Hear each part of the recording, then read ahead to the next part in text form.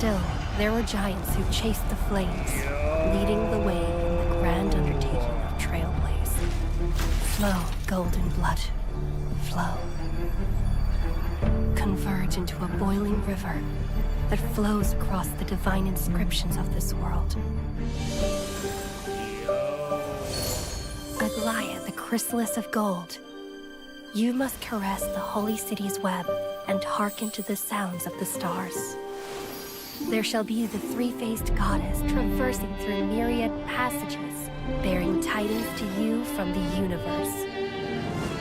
Anaxagoras of reason has enough knowledge to refute the world and to stir up a torrent capable of enlightening all. Go seek the holy maiden who severs dawn from dusk, and let the sky become the slumbering cot from which she wakes. Make him return. Mightymost, the lance of Mightymost, the lance of fury. Set her at rest. Cyphra, the Coin of whimsy. Command the frozen fate to once again flow. And that hand of shadowed Castorus, with the big old the river dragon. of souls. She has been granted the right to embrace and warm new life. Do you think she ever got that hug? Now blossoms at her fingertips. You will How hear long the till she chalice gets that of hug? light reverberating through eternity. You will see the veil of evernight visiting before the break She of just dawn. wants a hug. Until the journey's end, when all beings T-Box, reach the my end boy. of earth, and the T-Box. nameless new king ascends the throne T-Box. alongside countless I'd fuck with that. to embark T-Box. on the grand mission of deliverance. We already killed this man. Get him out of here. Get him I out. have witnessed the distant past, Get him where out. the blazing sun once Nobody etched wants to the see footprints of Lygus's humanity. face, bro. The children of humanity, known as the Crisis Nobody Heirs, wants to see have restored Lygus's the gods' face. core flames and once more upheld the world.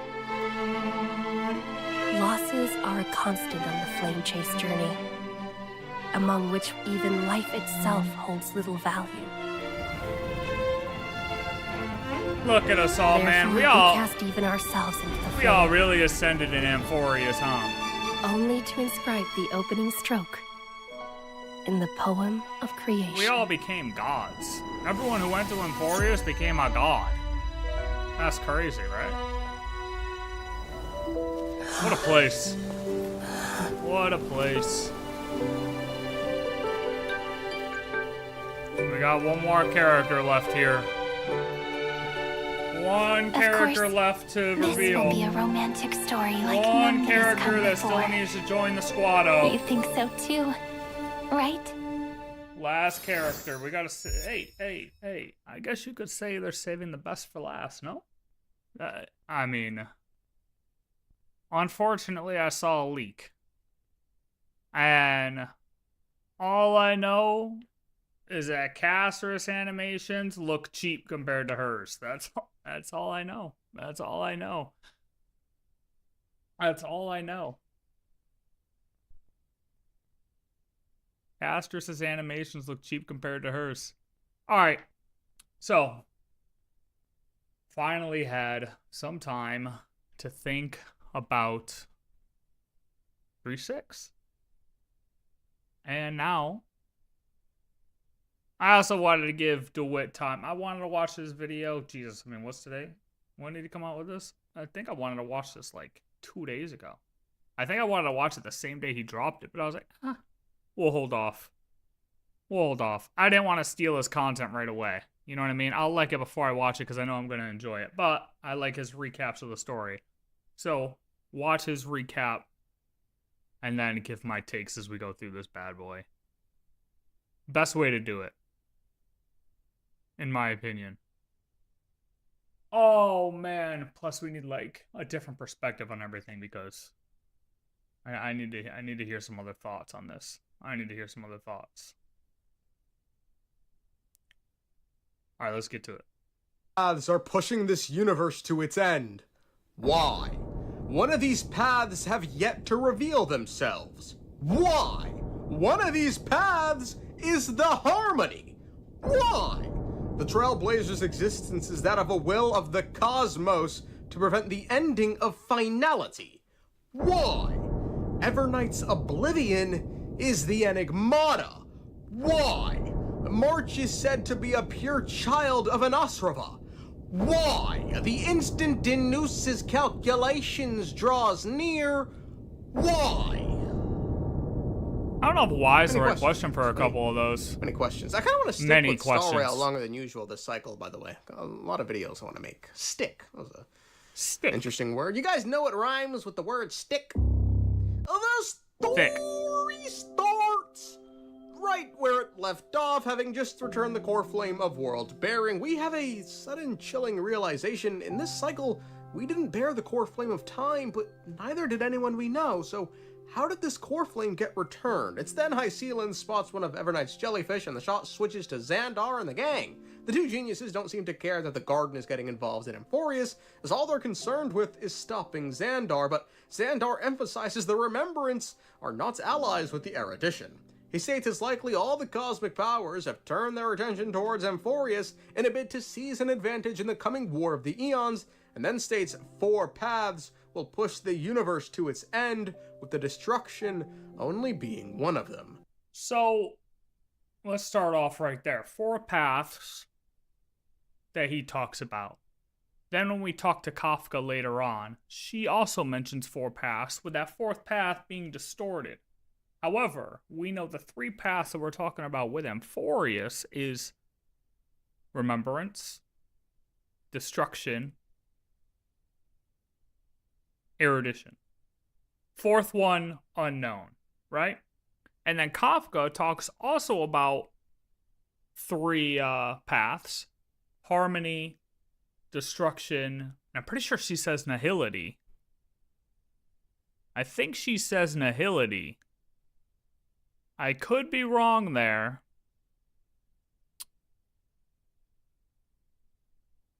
But either way, those are totally different from each other. So, are they talking about the same paths? And 4 paths in 2 different scenarios? Or am I tweaking? Cause like they're both saying different paths. So that's I don't know what's going on here. Are they talking about the same situation or different situations here? Poka Kakamon saw this long ago, so thus she founded Device 9, yes, the very same Device 9 that Acheron is currently searching for. Okay, so wait, that is the same. Wait a minute. Kafka said Nihility. Are they talking about the same thing here? Yeah, it is. That's Nihility. Dr. Primitive also saw this coming, but he instead chose to just run with the fucking monkeys. Lygus then starts waffling, which Scroolum calls out. We sort of learn that Xandar has been dead for thousands of Amber eras, which means this motherfucker was born ages ago.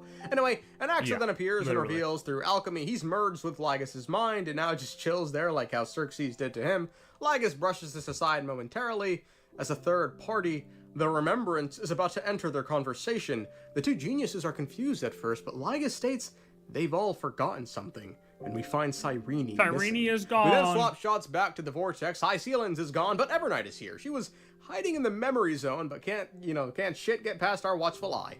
Evernight says March 7th is no more. Apparently, March arrived on Amphorius long before we did, and in a bid to save us, embraced the Remembrance, which caused her to burn away, leaving only her shadow, Evernight, who's been hiding in time to avoid detection. Evernight then reveals no one ever returned the core flame of time. And we still don't really know what Evernight is at this point. Through the whole quest, we never really learned exactly what Evernight is or how she became a thing. We really don't know what March is either. We know certain things, but we can't come to a full conclusion on Evernight and March yet. And that she rewrote everyone's memories. Apparently, Evernight had hidden the core flame with us, knowing we'd come to the Vortex of Genesis, and thus used the opportunity to open a path for the Remembrance. Alright, now she's gonna claim it. She doesn't care for its powers, but rather it will allow her to participate in the inner workings of Emphorius, given we bear the world's bearing core flame and the new world will be born from our memories. Evernight, much like a cremator, wants to filter our memories, keep the necessary ones, and discard everything else to create a flawless Emphorius and thus opposing Iron Tomb. Evernight thinks this is a damn good plan. We state Sure her she plan is that of does. a monsters, and Evernight reveals March 7th made to her a wish, which was for the Trailblazers' journey to Literally never just ends, a different and Evernight form will of fulfill that wish. Lygus's We hear plan. Cyrene's muffled voice tell us our consciousness is drifting, and Evernight creepily assures us the Astral Express will see one another again. I can't even actually say that. They're both just dog shit ass plans. They're both just plans to solve something by taking the most extreme measure necessary. They think it's necessary, but it's not. They just gotta, wait a little bit. Think a little bit. In the new world, before inviting us to sink into this sea of oblivion without giving us a choice, really. We then swap shots on over to March speaking with true. Evernight. She says the first time she saw Evernight was the day Argenti showed up on the Express. Evernight reveals March has been on Emphorius for 97 days, exploring the entire world, but no one has been able to see nor interact with her. March is concerned because the Trailblazer and Don Hung will soon descend onto this world, and this is one fucked up world. And Evernight just sort of goes, yeah, man, they're a goner. It is what it is, man. March asks Evernight what she has to do to protect the Express, revealing that she knows Evernight has long been hiding in her memories, only ever revealing herself when March is in serious danger. March states this is likely due to the fact that Evernight also does not want to be seen by the Garden of Recollection. Evernight reveals she can help March, but it'll cost her all her memories. March says, well, she might as well, because Lygus is drawing near on their position. He can't see him fully. I don't know. Anyway, Lygus is mightily... I don't know. You can just tell, some stuff you just have to give up on when it comes to this shit, man. Because it's just like, he can see him, but he can't. What are the true powers of Lygus? Do we even really know? Lygus can do this, but then he can't do that. And he has this ability, but he lost this ability to do this. How did he gain all these abilities? Oh, the chamber, but the chamber can only do this and that. I don't blame you, brother. Annoyed, somehow March managed to overcome the ultimate protocol. March then offers up all her memories to Evernight to have Emphorius be swallowed by oblivion.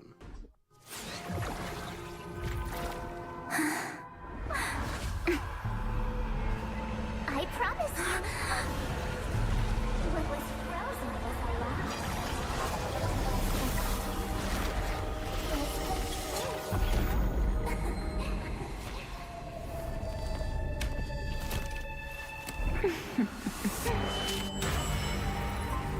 Now, let's bring the true Evernight to this world.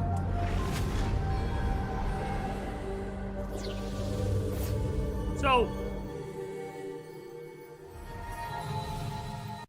the purpose of Enigmata or mythos,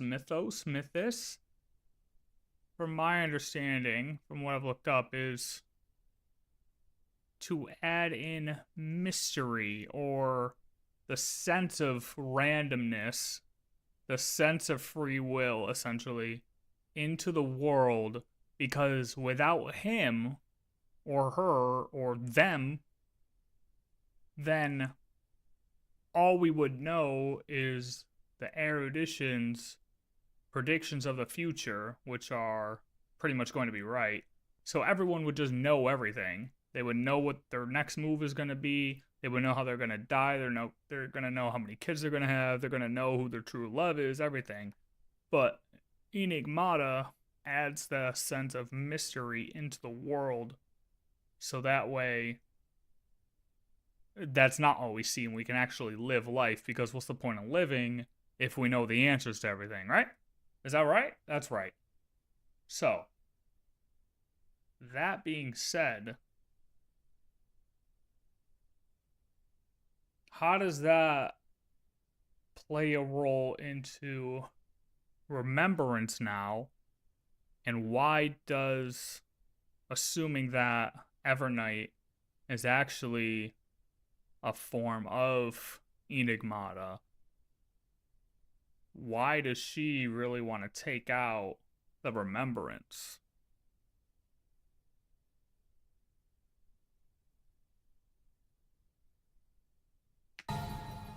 Don Hung then awakens on the Express but has no idea how he got here, noting he must be missing some memories. While exploring, he hears the disembodied voices of Weltz, Himiko, and Black Swan, who all express concern for the nameless on Amphorius. Black Swan and Himiko seemingly reveal the parlor car we used to go on Amphorius is simply floating in space, to which Black Swan states it's likely only our minds ever entered Amphorius.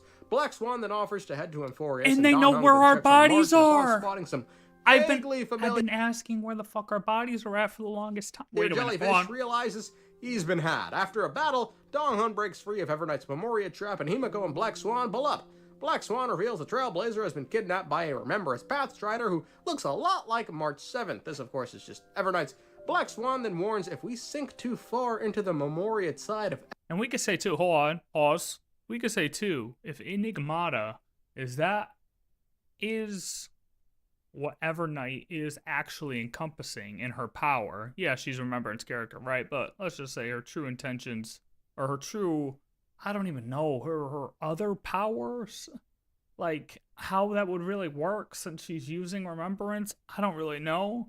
But let's just say her true power comes from Enigmata. Does that automatically mean that that is stronger than Remembrance because of the way she clapped all the Memo Snatchers? Like, she absolutely destroyed them. And they're the greatest enemy, right? And it can kind of make sense why they're enemies, because you have Remembrance, who takes memories and literally is just storing them in case the universe gets nuked by the biggest nuke ever, right? Store the memories so that way you can make a new world based off of all of those memories. But if Enigmata is supposed to be kind of your randomness, sense of free will, you can kind of see why they would conflict, because essentially they're just kind of, I guess they would kind of like overwrite true things then, right? Because in order to throw in mystery, you need to make fake memories or fake something. Essentially, Enigmata is making up fake shit. So that way you don't know the truth. They're throwing in random fake shit everywhere. So you can understand why there's a butting of heads there if you have memories and then fakeness. Okay. I don't know where I was going with that, but that's okay. Evernights, everyone here will be torn to shreds. Don Hung questions what the Remembrance wants with Amphorius, and to that end, Black Swan states she knows, thanks to the help of Herda's fourth mirror, which has just been swallowing up Memo Snatchers, invading the space station, and they reveal... March's power, Evernight's power over the Memo Snatchers.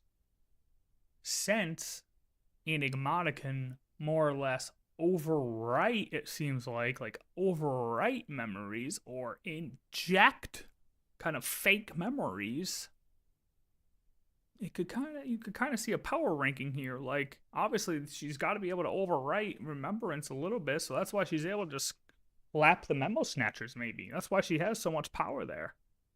I don't know. I'm just like trying to figure out the power dynamics here and why she's able to just walk in there and slap everyone backhanded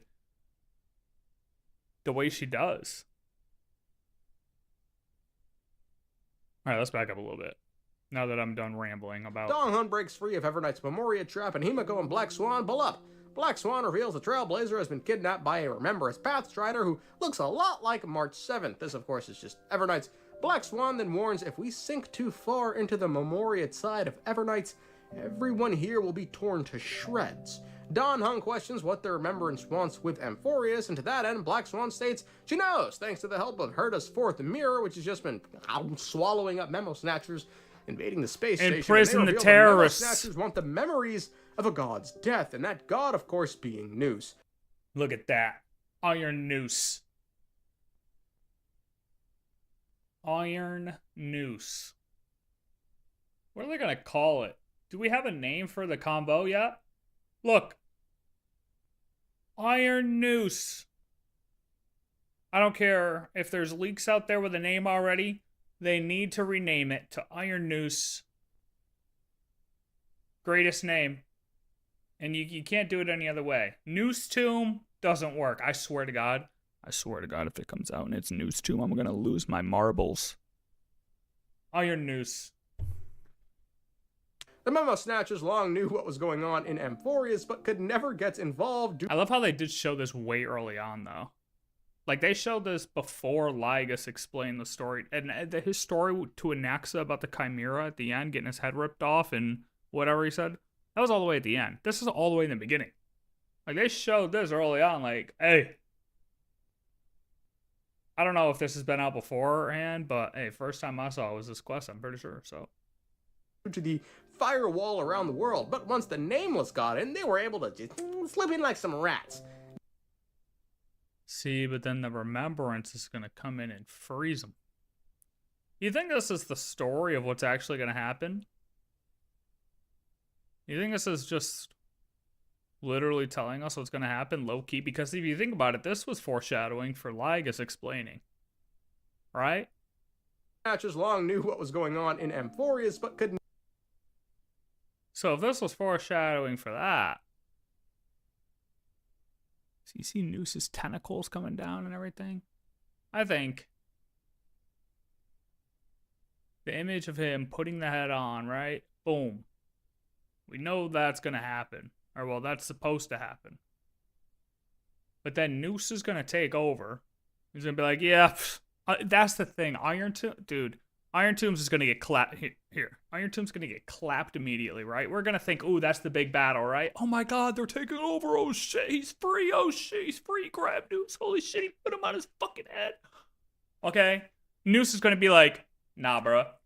Snap his neck. Take over the body, right? The big battle. The big battle is going to be Iron Noose and Fooly. That's going to be the big boy battle. This is going to be like first part of the quest. First half of the quest, you know what I mean? The simple battle. The quick little, ooh, whatever battle. But then we're going to lead up to Fooly versus a Noose. Iron Noose. I'm predicting. never gets involved due to the firewall around the world, but once the Nameless got in, they were able to because of that. Slip in like some rats. Dong Hung wonders if the cremators are at work here, but Black Swan doesn't know. What she does know, however, is these memo snatchers wish to record the cause and effect of Iron Tomb's destruction of the Erudition. I want to see When Dong Hung it. questions if Evernight is working towards the same goal, Black Swan says most likely not, given the one who broke the firewall and allowed us to enter Amphorius was March. We then head to the parlor car and link up with Welts and Screwlum in spirit form. They reveal they found our bodies, which are being protected by a Memoria substance thanks to March. However, all communication with Amphorius has once again been cut off. So yeah, that's the thing, right? We broke the firewall.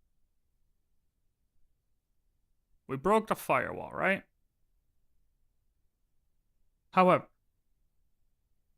firewalls are referred to in the sense of computers and technology, shit like that, right? We don't refer to physical walls as firewalls. You know what I mean? So, like, we broke the quote-unquote firewall. Our physical bodies are safe, supposedly, but, like, where?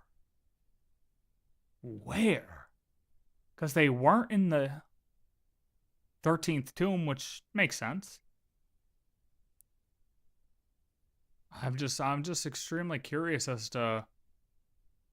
I think we're getting closer and closer to the real physical Amphorius. More curious to see what that looks like. Extension outside of the exomyth area, you know? Thanks to it now being enveloped by the Remembrance. Don Hung then asks Screwlum to send him back to Amphorius, and we swap shots to us, where after Taking a a perfect bath. ending in Amphorius, we're getting ready to pick our next destination with the Express. We then spot a weird note on our table from March and a floating painting, as well as Sunday's voice overhead stating he's found us. We interact with the painting and wind up at the Reverie Hotel, where our navigation meeting is taking place for some fucking weird reason. We ask where March 7th is, but no one recognizes that name. Himiko then says We should find her in the lobby. We look around, but only find creepy notes and messages. We then hear both Cyrene and Sunday's voice telling us not to fall for it, before Evernight steps in, laughs at the 2v1 attempt. Our express mates then turn into jellyfish, and then Cyrene appears and tells us to run and hide in the deepest depths of our memories, which takes us to the space station just before we were awakened.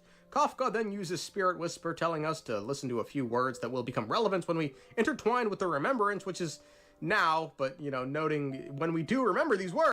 On that day, your journey will intertwine with the remembrance. Yes, that's right. That's right. This part is when she's, the script knows we're gonna show up here somehow. You know, a crisis will soon follow, so, you know, tee up, man. Apparently, it was the wish of the cosmos itself that set our existence in motion, and so long as we keep trotting along, the stars will defy the destiny of finality. Speaking of finality, Terminus has a prophecy stating 4 Mark this number. 4 paths will push the cosmos to its ends, and we will encounter them one by one. They are the destruction, the harmony, the nihility, what's and nihility? yet to be revealed 4th path. Okay, so Kafka, destruction, nihility, harmony.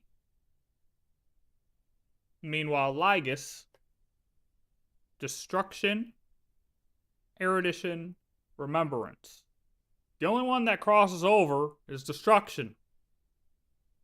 We still got nihility. Oh fuck! Nihility, harmony, and remembrance, erudition. So we don't know the 4th on either side, and it's not as though we can cross them off by cross-referencing here. I don't know what we're talking about. They're both talking about 4 paths, but they're 4 different paths. But there's a crossover with destruction, and that's it. The memory then ends, and as we head to go find Cyrene, we... Unless I'm totally way off base here. I feel like I'm way off base with something like this, and I don't know why. Instead find Jellyfish, who all mock Cyrene's attempts at beating her. We then hear Sunday and are sent back... But then, Lygus mentioned that Polka, with her device, IX... Nihility. I don't know. Back to Penacony. Sunday says we need to leave because Evernight is hunting, and bad. boy, is she a hunting. Bad. Come on, I'll bring you out. He tried.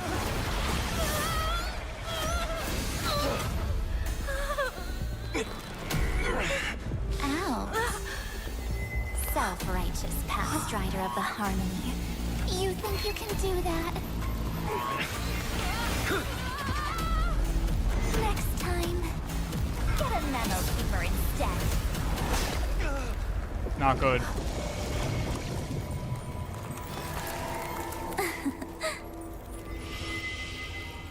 Herta ended up... Unless Kafka is overwriting what we think. Like, up until this point, we've thought that the big fight is between, you know, erudition, remembrance, destruction. But really, this little erudition, remembrance thing is just small potatoes to fucking the real fight. I don't know, man.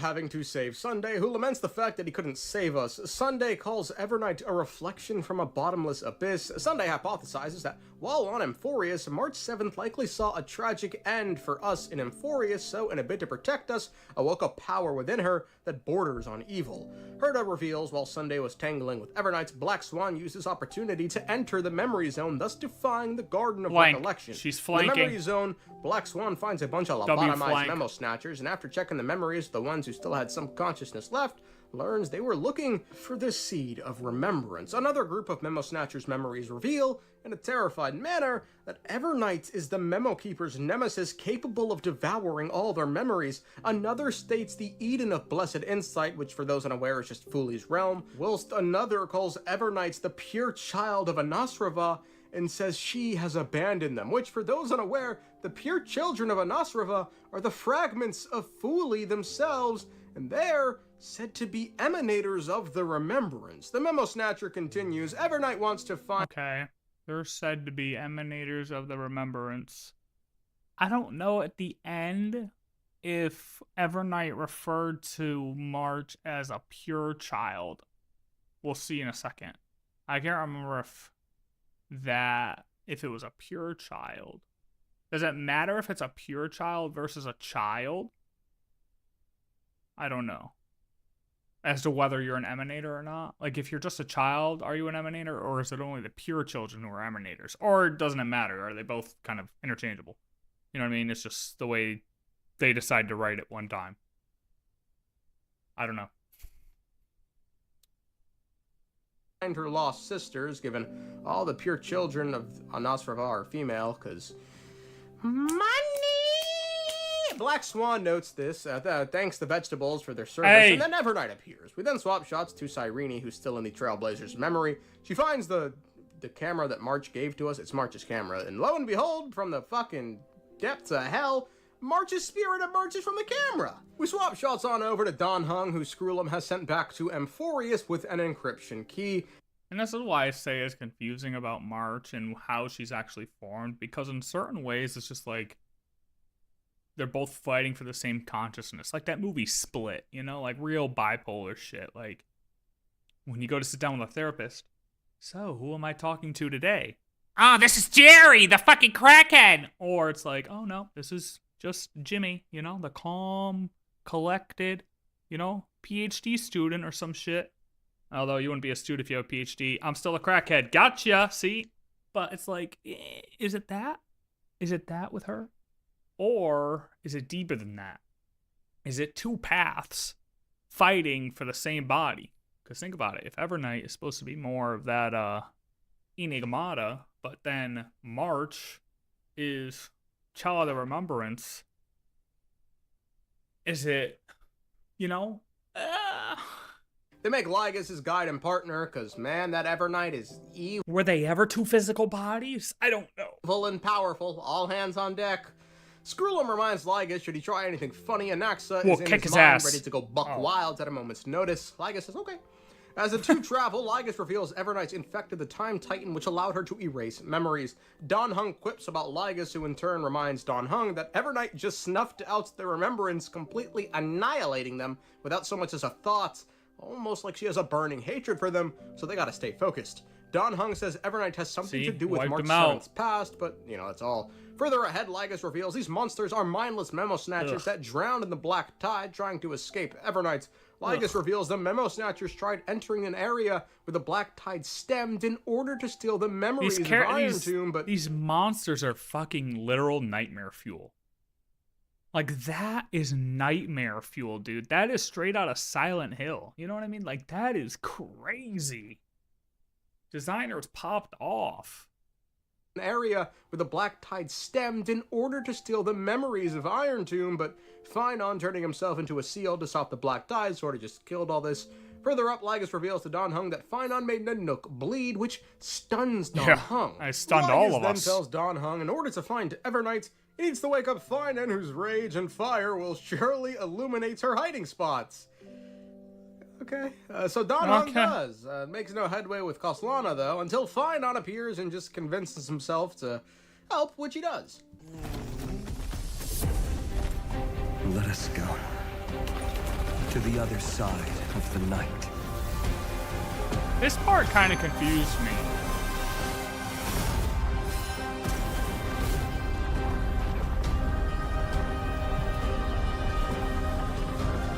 Like, why exactly? Oh, well, to reveal the tomb. Dawn is there. And the blazing sun, destined to rise.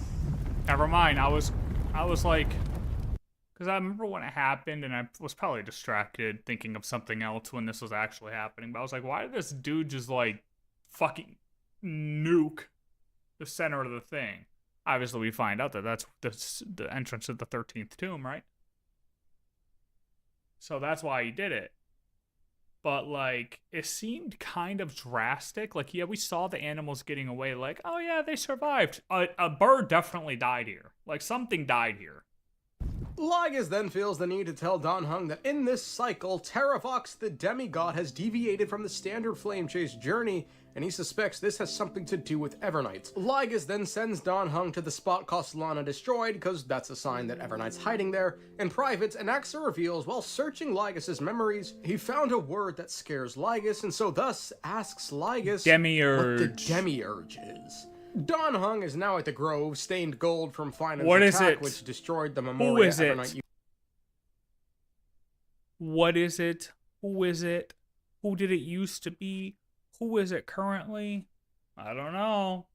Never heard of him. Used to shield herself. He runs into a big dude who says he's Terravox. He's been working with Evernight, and thanks to her, escaped into the Memoria Tide and disappeared from the world's memories.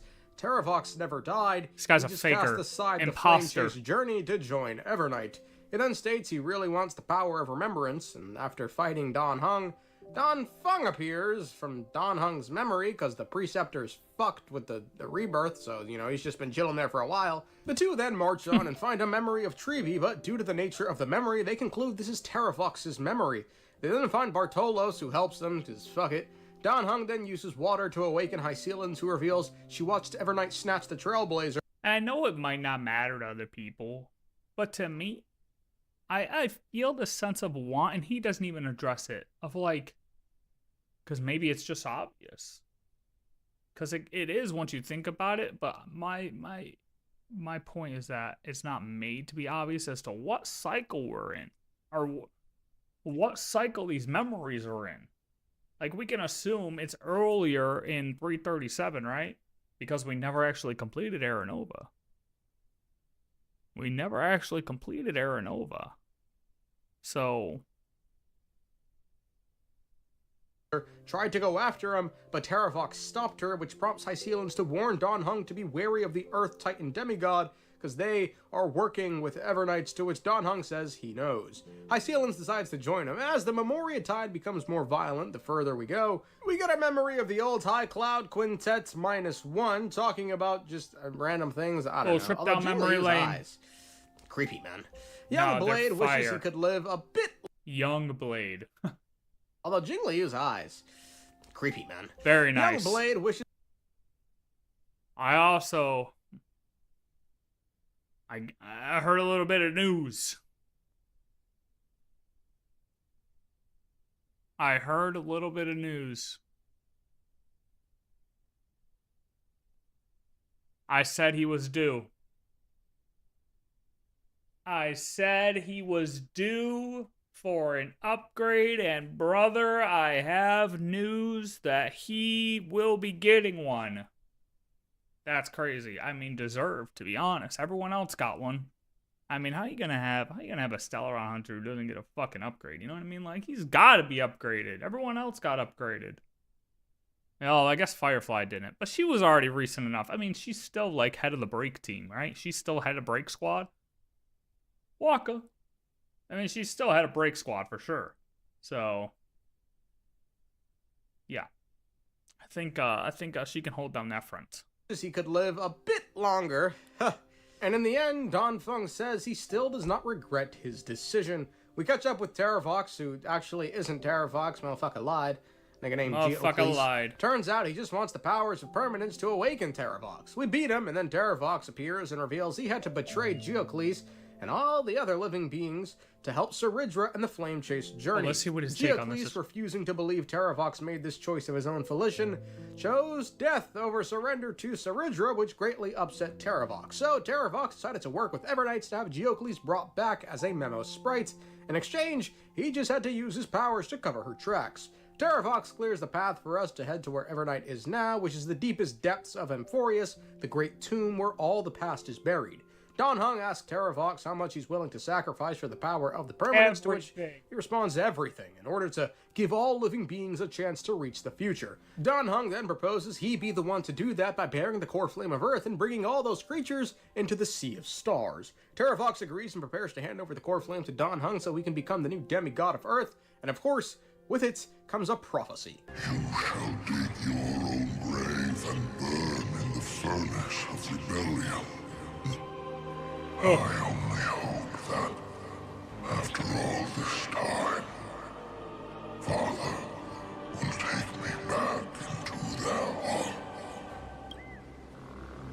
He's got you, brother. Come, crouching beast, for the endless life of this world. Rise from your dormancy and follow me as soaring dragons of the wilderness. My final rebellion. He ascends once again.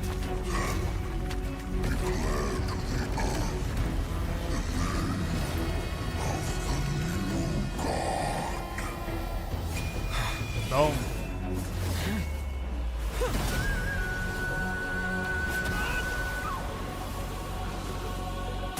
Poor tree, man.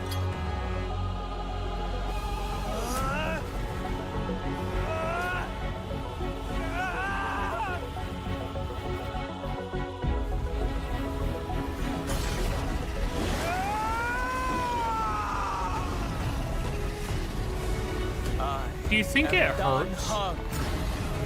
Like, do you think it's like a werewolf transformation?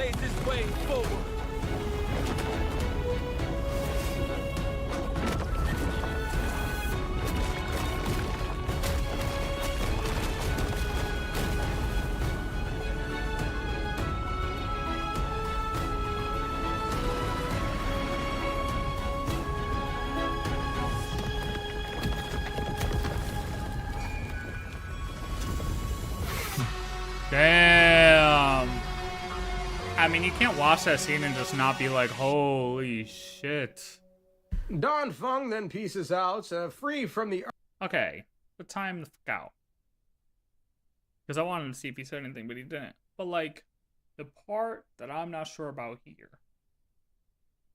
Are we able to bring these creatures literally to the stars or not? Are we able to get things off of Euphorius via Dan Heng or not? That is literally the biggest question I have with Dan Heng right now. And honestly, that's one of the biggest questions from this entire quest, because a lot hangs on that. A lot hangs on the ability to get beings off of Euphorius. I don't know how, considering they're ones and zeros, but... Earth, High Sealens confirms the Trailblazer is in the deepest depths, and Don Heng then tees up to pull us out. Thick-ass tail, boy. Circe's giant tree, witness to Euphorius. This time, I will follow its roots into the ancient earth until I find you. On this journey, I will become the bedrock of mountains and bear the cities above. With the currents, I merge into the tide, crashing upon the land's jagged reefs. I sweep across the nameless barrens, scattering endless snow and frost. This is all metaphorical, right? Like, he's kind of like just doing this. He's kind of just like doing this in his brain now that he's connected to the earth of Euphorius. Like, he can basically quickly navigate. Like, he's just probably like standing still meditating IRL, right? He's just like this, home. But like, they're showing this to showcase his journey as he's navigating through the earth via his new power, right? In the cycle of day and night, into the deepest depths of this world, adrift in the darkness that was before all else. When can I lead you out of this maze? No, I can't do it with just my eyes alone. Maybe it was never me. Maybe it was always you who could set us free. Long time no see. Long time no see, brother. All right, let's settle this and keep moving. That's where we will all find our answers. Hey, Dan Heng, wake up. Wake up. Three of a kind. Two pair. Ace.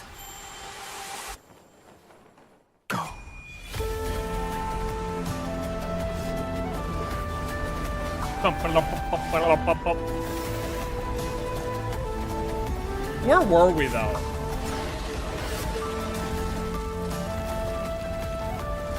I am Earth, and all that grows upon the earth. I am you. Well, I guess technically this is just our Memoria form, right? Don Hung states it's nice. Yeah, this is just like our Memoria form. This isn't our physical body. So he like ingrained himself. He did a file search straight up. Oh my god, hold up. That's the best way to put it. All he did was a file search. Terravox is the indexing of the Earth. No, I can't even say that because there's other ones that are probably better at that. But he's a form of indexing for the humans. He's the human. He's the being folder. He's in charge of the being folder. And so all Don Hung had to do is go up to the search bar and type in Trailblazer with Stellaron inside their body. Enter. Took a second. He had to navigate over some mountains and shit, but eventually we show up. Boom. All he did, he dragged our file out of that folder and put us in the present time folder. We were deep, but we got brought up to like the root folder, so we're like present, you know, but we were very deep. We were like 17 folders deep, you know, where you hide your you know what's. But now we're like in the root folder. We're present. We're here. Right? Evernight didn't try and stop him. Don Hung then states the power of oblivion within Evernight is no different than that of an Emanator's. Don Hung figures Evernight wanted the Trailblazer to forget about Amphorius and the Christos heirs, but hasn't done so yet. Our escape from oblivion was helped by Castorus, who protected our soul from being eroded away. We then head into the depths and find a mural resembling Amphorius, but that shouldn't be possible, as how could the people trapped within Amphorius know what it looks like on the outside? Given this tomb is where Evernight has been hiding, we presume this area is a blind spot for Ligas, but it must be a blind spot for a dangerous reason. It's a place that can't be found by the erudition, nor destroyed by the destruction, so it must be the Remembrance. Just as we're about to head in, we swap shots to Black Swan and Evernight plainly states she is indeed an enemy of the Garden of Recollection. Black Swan thinks to herself maybe she still has a chance to not die, but Evernight says nope out loud. Black Swan tells her it's not nice to read people's minds. Evernight then reveals she's aware we are coming. She also says she likes Black Swan. Wait, so do we even know what happened to fucking Black Swan? Or is oh wait, that's right. She got yoinked. She was just in there memoria-wise. That's right. She's good. She didn't kill Black Swan. That's right. We're good. Black Swan's good. I thought she was dead for a second. This world is just multiple files. Yeah. Because her... Well, I remember when I was playing through that part, I was like, yo, how was this dude like doing all this really quick? You know, when you're playing it, it's different than when you go back and like analyze it. You go back and watch it. Yeah, she escaped. Because she was just their memoria form. And she escaped. She was never really there.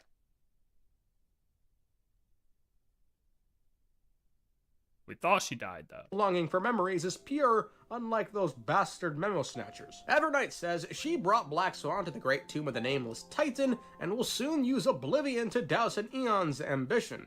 On the topic of how Evernight found this place, apparently this is where March 7th's journey started on Amphorius. Evernight then asks Black Swan to recall the Emanators for their respective paths on Amphorius. There's Xandar for the erudition, Iron Tomb for the destruction, but nothing for the remembrance. So this caused the Memo Snatchers to take a peek at Amphorius, but they were always blocked by the memory zone. So when March 7th's consciousness was seized, it was, quote, a ripple of the remembrance that protected her and sent her here. Now, oddly enough, this seems to imply that Cyrene is the emanator of the remembrance. This emanator of remembrance also protected Amphorius from being spied on by the guard until the Express pulled up. When Black Swan asks why all this was done, Evernight instructs her to look through March's memories. March came across a gate that angered the Scepter before suddenly the Scepter said the name of the Trailblazer and sent March to the first cycle that we experienced. Evernight says March awoke in the Abyss of Fates, and Orynyx was calling her mother, because she calls all Remembrance Pathstriders mother. Black Swan questions why the Scepter said the Trailblazer's name, given March arrived in Amphorius long before we did, but Evernight doesn't answer, but says after gaining access, March spent 97 days trailblazing through Amphorius as a mimetic entity, avoiding Lygus. When March ran out of options, she turned to Evernight, who erased everything using Oblivion. Then Evernight protected us from the Memo Snatchers as we entered Amphorius. Evernight then invites Black Swan to continue and see how another journey across 30 million lifetimes was forgotten by this world. We then swap back to us, and when we come across the door, March came across the Scepter again as a stroke, but when we present As I've Written, it opens. Inside, we spot an after image of Cyrene speaking to someone and reciting history from the book that is completely foreign to us. Well, this might have been one of the possible histories. We question how Cyrene is here, given she should have died at the start of every cycle, and who is she talking to? The book is recognized by the tomb system, so we surmise the two are somehow related. We then download some runes and realize As I've Written is actually a data terminal that's been modified by the Remembrance. Every time Cyrene read a story from it, she was carrying out a data transfer, but to who? We don't know yet. To the topic of how— Yeah, right? We don't actually know. Like, we can kind of assume it was to, well, no, we do know, right? Because Lygus said that Fuli took advantage of her. But I guess that doesn't necessarily confirm that we're giving it to Fuli, right? I mean, it could just, I don't know. I really don't know how that would work. Cyrene acquired the book, we suspect Fuli, and that Cyrene may have accidentally stepped onto the path of remembrance, meaning her sacrifice. Like, are you gonna tell me there's a direct upload to Fuli? No fucking shot, right? Like we can't, he doesn't have like a Dropbox account. Like, I don't understand. Like, we're just plugging this thing in and it's just going directly to his hard drive? Like, what? My bro's just sitting at the computer looking at everything like, oh yeah, my upload from Cyrene came in today. Oh, let me download that real quick. Like, no, that's not what's going on here. There's no fucking way. Wasn't just for resetting the eternal cycles. As we head further, we spot massive storage arrays as well as another Cyrene. This is the John Hung Facebook states headquarters. He believes Fuli once gazed at Amphorius before the scepter fell into destruction, and that Cyrene basked in that gaze. Don Hung continues that Fuli sits in an Nosferatu, spreading seeds of remembrance across the universe. So thus, when the cosmos ends, all realms will be reborn in their garden. So thus, it makes sense that Fuli would want someone to save these memories of Amphorius and store them separate from the erudition. This used to be Orynyx, the Time Titan, but when Amphorius entered a countless loop, Cyrene acted on their behalf by using the ceremonial blade. Every time the Flame Reaver killed Cyrene at the start of a cycle, at the end of that cycle, Cyrene would take the memory stored from the blade and bury them in the Great Tomb. So long as Cyrene kept this process going and recorded the stories for Fuli, their blessing would never cease. I get it, yeah, but I don't know, it seems kind of weird.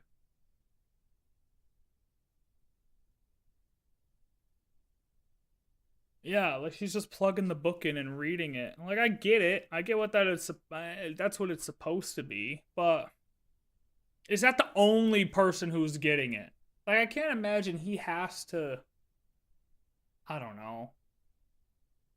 I guess if he has trouble getting into or like placing his vision into Amphorius, so yeah, Cyrene is just acting as his eyes in Amphorius, I guess. But like, I don't know.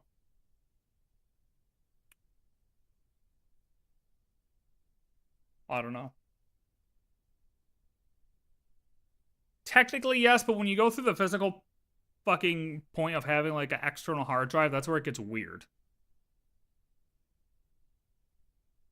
Fully as a hope to continue this world, Cyrene offered them memories over and over about 33 million times. As we witness parts of Cyrene's own 33 million cycle journey, Don Hung begins to suspect her audience isn't Fuli and questions who the master of the Great Tomb is. Later, we begin to spot dead Cyrenes, realizing she gave everything to record the 33 million cycles, and we begin to head into the— I'm telling you, she's just uploading them to Hollywood, dude. I'm telling you, that's what's happening here. She's uploading them to Hollywood. I mean, that's it.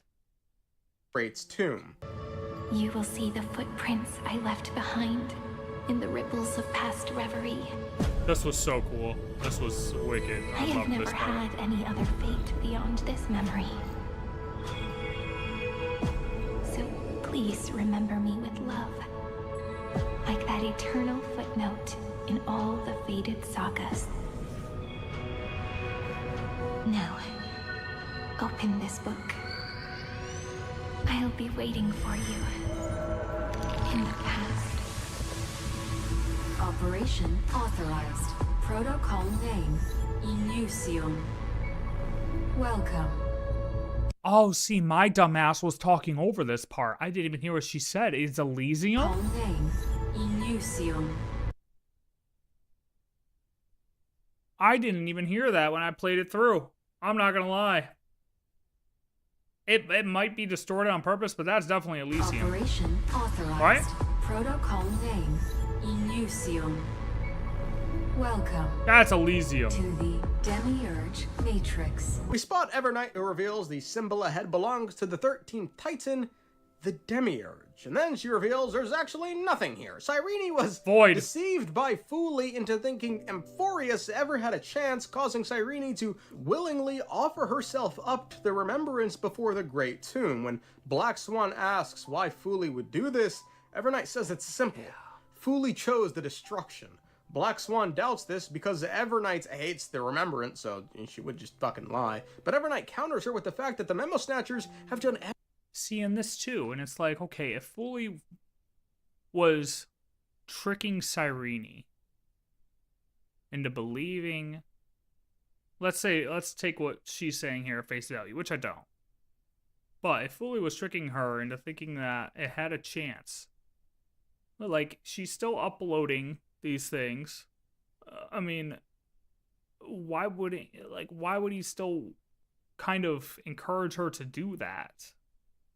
It's all weird. There's got to be somebody else getting this shit. And I don't take that at face value that he is tricking her. But I also don't think that that's how he's getting all the memories from in here.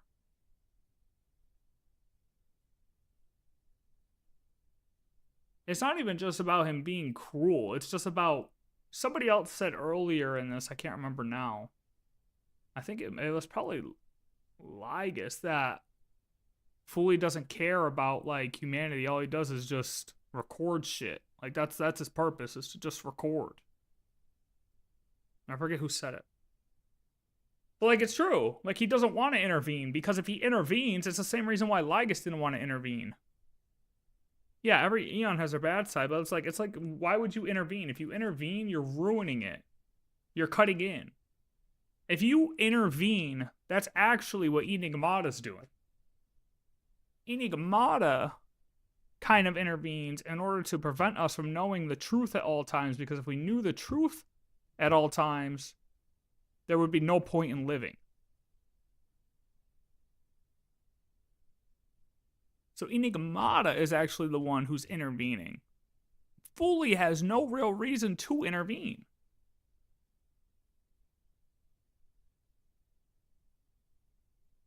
He would want the memories, 100%. I could see him wanting the memories. But does he get them via external hard drive? I don't think so. everything they can to Is that just their way of saying that that's how he's getting them? It's just cool fucking physical imagery? Sure. Maybe. That's just the way of them showing it, I guess. Could be a plausible answer too. help Iron Tomb reach completion, and it isn't just to record Noose's fall, it's because Iron Tomb is the perfect arc. If the Memo Snatchers can plant a seed of remembrance within Iron Tomb, then when Hour of Oblivion come from Enigmata, and Evernight used it. Right. So that's what I'm saying, is more her intervening with everything. Iron Tomb blows up the erudition, Like what she's saying here about Remembrance tricking Cyrene would be something more that Enigmata would do, not Remembrance.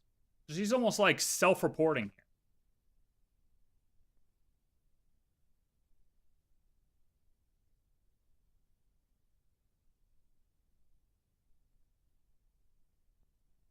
Not to mention, Iron Tomb is a perfect art. If a seed can be planted, then the moment that Lord Ravager blows Erudition into pieces, the remembrance will be spread to every corner of the cosmos. Like, isn't that the point of remembrance anyways, is that it's in the corner of, it's all over the cosmos anyways? It's supposed to record everything. Like, if it's an eon, it should be literally everywhere. I don't really know how they work. I guess we really don't know, like, their power. I'm touching my head too much. I'm thinking. The remembrance will be spread far and wide, and Fuli will then devour the erudition. Fuli did not gaze at Amphorius to And hair's in my face, man. I need a haircut. I need a haircut. But evernight will make sure Cyrene's efforts aren't wasted by burning all the memories she's recorded, all 33 million of them, thus frying the Scepter Logic's core, stopping Iron Tomb, and freeing whatever the fuck the new Amphorius is. It won't be the old Amphorius, all the fucking memories. Oh, Fuli wanted to survive. I mean, I guess if you look at it that way, that could be true.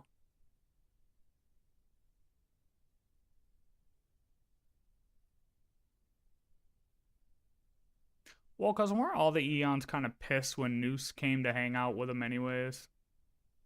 Like, because he just kind of was like, oh yeah, this is how things are gonna go, because I'm super smart and I could just tell you guys how shit's gonna go. So everyone was just like, well, fuck, dude. Like, alright, I guess. What the fuck?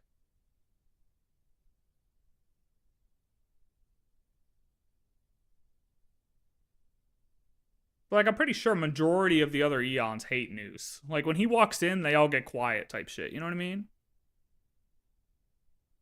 But even if Noose gets blown up, they were in existence before him. Well, most of them were, right? So, like, him blowing up, why would they still not be... Unless you assume the destruction kind of literally blows up everything, and then Remembrance is already on board with destruction. If he blows up everything else, and then Remembrance is still around. So that way, okay, yeah, everything gets wiped, but then Fuli also gets spread right after everything gets wiped again. Is that kind of what you mean? That could kind of make sense. And Fuli will then devour the erudition. Fuli did not gaze at Amphorius to save it, but evernight will make sure Cyrene's efforts aren't wasted by burning all the memories she's recorded, all 33 million of them, thus frying the Scepter Logic's core, stopping Iron Tomb, and freeing whatever the fuck the new Amphorius is. It won't be the old Amphorius, all the fucking memories will be gone. Black Swan says, you can't do that, man, that's evil. Black Swan then calls Evernights a bottomless obsession, and Evernight reveals she wishes to kill the path of remembrance, as that's what's best for protecting March 7th. Speaking of, Evernight wants Black Swan to protect her, but Black Swan says, she's aight. But Evernight says she will find her in reality, and place herself in our hearts. This apparently was the story Evernight was telling us to, just fucking hoping it'd get us to work with her. We say, we're alright. When memory survives, perhaps they can reshape the universe once again. Well, yeah. That's the point of Remembrance, right? Is he has all the memories. So that way, if the universe does get nuked, he can reform it from that, right? So that's what I'm saying. By what you're saying, if what March is, or what Evernight is saying, sorry, it gets fucking confusing. With what Evernight is saying, that Remembrance sided with destruction, so that way it can ride the wave out. If Iron Tomb were to actually destroy everything, that makes sense. But as it stands right now, if Iron Tomb doesn't actually get made, there's no reason for Fuli to like even care about that, because he should already be in every aspect of the universe. Like, realistically, nobody should want... Well, unless Fuli sees it as the only way to get rid of Noose as well. Because Fuli would want to get rid of Noose. But, really, Fuli shouldn't get involved. He's just remembering everything. I don't know, dude. I don't know. I mean... It's weird, man. I mean, I guess they have to have some type of survival instinct, right? Like, he can't just say, oh, I'm gonna remember everything, but then, like, oops, I died. Fuck, I guess my whole planet... Like, they gotta have some survival instinct. But then the question is, how much... Or like, when does he decide to take action on that survival instinct?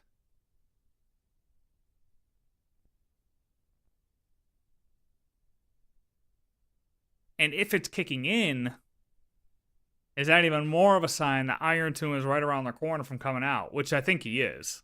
But, I don't know, dude. This shit gets fucking dank, man. Yeah, if you start to... There's just so many layers to it, and then there's, like, layers of deception, too, and you don't know what the fuck to believe, but then it's, like... There's so many layers of deception that it's, like, at any time they could just change something. Not saying that they're, like, retconning anything, but I'm just... There's no way to actually make a fucking conclusion because Evernight here could have been lying to Black Swan about fully trying to, or Fully's intention with Cyrene. That's what's... I don't know. I don't know.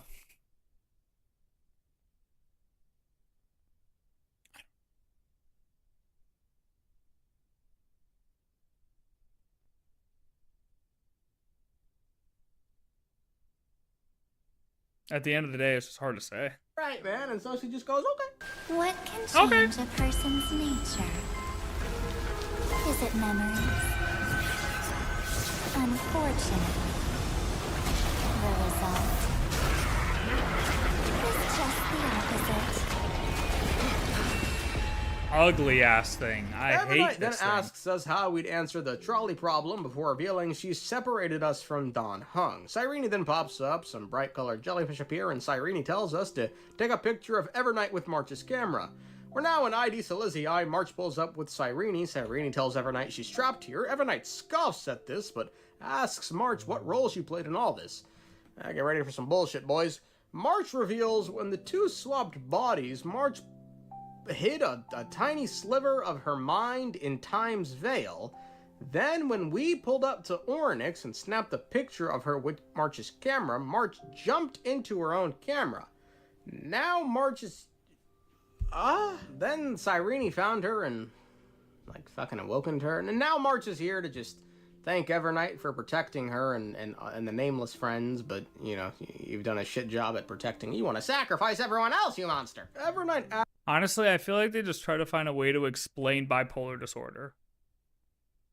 Like, you could have just said, like, she tucked away majority of her memories, but there's always a form in the subconscious that is going to pop out if it's looked upon.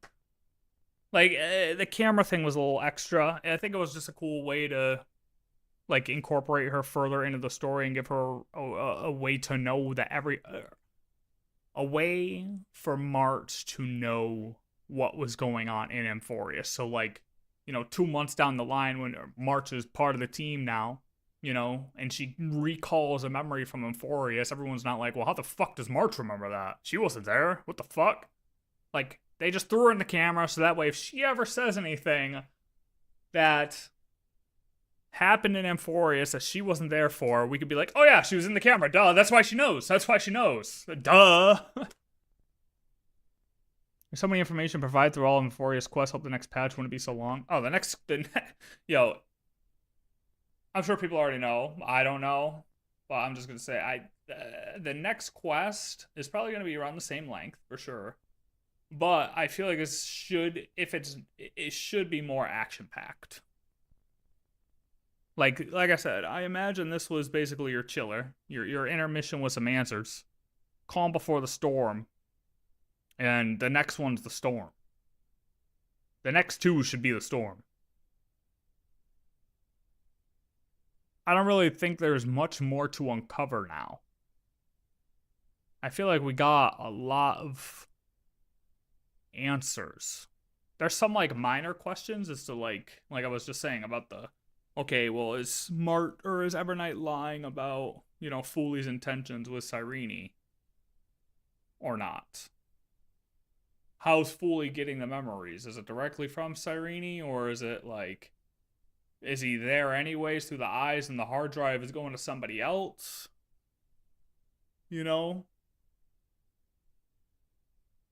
Or maybe the hard drive is just like, I don't know. The hard drive is so weird to me. I don't like it. I don't like the whole hard drive thing. I don't like the whole book being a hard drive thing. It doesn't make it seem very godly at all. I don't know. It seems weird to me. I don't like that. It makes me feel like there's something else, but there may not be. Asks March how she still has her memories after giving them all up to her, and March says, while hiding in the camera, she heard the Trailblazer tell stories to Cyrene about their travels, which jogged her memory. Alrighty. She says she doesn't have all her memories back yet, but she's got enough and just tells them. Dwayne is so fed up with this shit. You just sound so fed up. Evernight, hey, what are we doing? What are we doing here, man? We can't play God. She then points out Herta could have blasted the scepter sky high at any time to stop Iron Tomb, but hasn't yet, so no playing God. March knows everything Evernight does. Which, this could still happen. If Don Hung is a vessel for the 1s and 0s and Memoria somehow, some way, we can blow this bitch the fuck up. Iron Tomb, but hasn't yet, so no plan. I don't think it'll happen because I think Noose and Iron Tomb are actually going to merge, and Noose is gonna rip him, fucking break his neck. Well, you know, break his body, spine. I don't know. God. March knows everything Evernight does is for the sole purpose of letting March continue her travels, and thanks her for that. March then shows Evernight a bunch of memories from the past to appeal to her emotion. As for logic, Cyrene reveals the one rule Ceridra chose to create in exchange for her own life was thus: Amphorius is not going anywhere. Even if its form is Iron Tomb, it's gonna reach the stars, because the one rule she created was this. If any anomaly occurs during the Era Nova process, all foreign elements will be eliminated immediately. Whether it's the Remembrance or the Trailblaze, and the 12 core flames will complete the final Era Nova through the purest form of destruction. And that was extremely risky. I'll say it again. That was extremely risky because if I keep saying March, if Evernight went a little bit more psycho. She went psycho on the memo snatchers, but if she went a little bit more psycho here and just started pulling the trigger, we would have been GG. We would have been GG because of this rule. And nobody decided to tell her. Nobody decided to be like, hey, yo, stop! Stop! You're gonna break it! Thank God, right? We already got a lot of screen time for the Chrysos heirs, like the last quest. I really hope. Yeah, well, that's the thing, right? We know all the characters now. All the Chrysos heirs done. Cyrene is the last remaining character. Yeah, I don't even want to say that with certainty, but pretty much the last remaining character of Amphorius. Right? Strong character. Next patch should really be fighting because we have majority of our answers. We really don't. Point is, we don't have another villain. There's not another, like, Evernight was the villain here for good reason. But, like, we don't have another villain. The villain has to be the Eon War. The Eons fighting each other. What's up? That has to be the villain. Lygus isn't a threat anymore. Evernight's not a threat. The only remaining conflict is with the Eons. So the battle, next patch, has to be with the Eons. The only reason she made this rule was to ensure the Trailblazers and Geniuses don't betray Amphorius, but given the wording of it, should Evernight proceed with her plan, all the Nameless will be merged with the Scepter and Iron Tomb will be born. Evernight then apologizes to March and returns to March's memories willingly, going back into a slumber. Sunday then helps us to get into the Light Cone and we reunites with March. Ace. Get ready. We can't give her any chance this time. 3 of a kind. 2 pair. Ace. Ace? Huh? It was gonna be so awkward having her on the Express.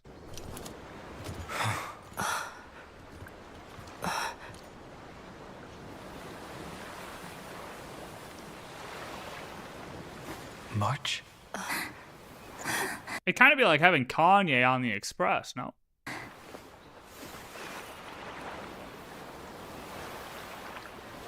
Like, is he gonna course tweak it's today or me. not? It's been a while.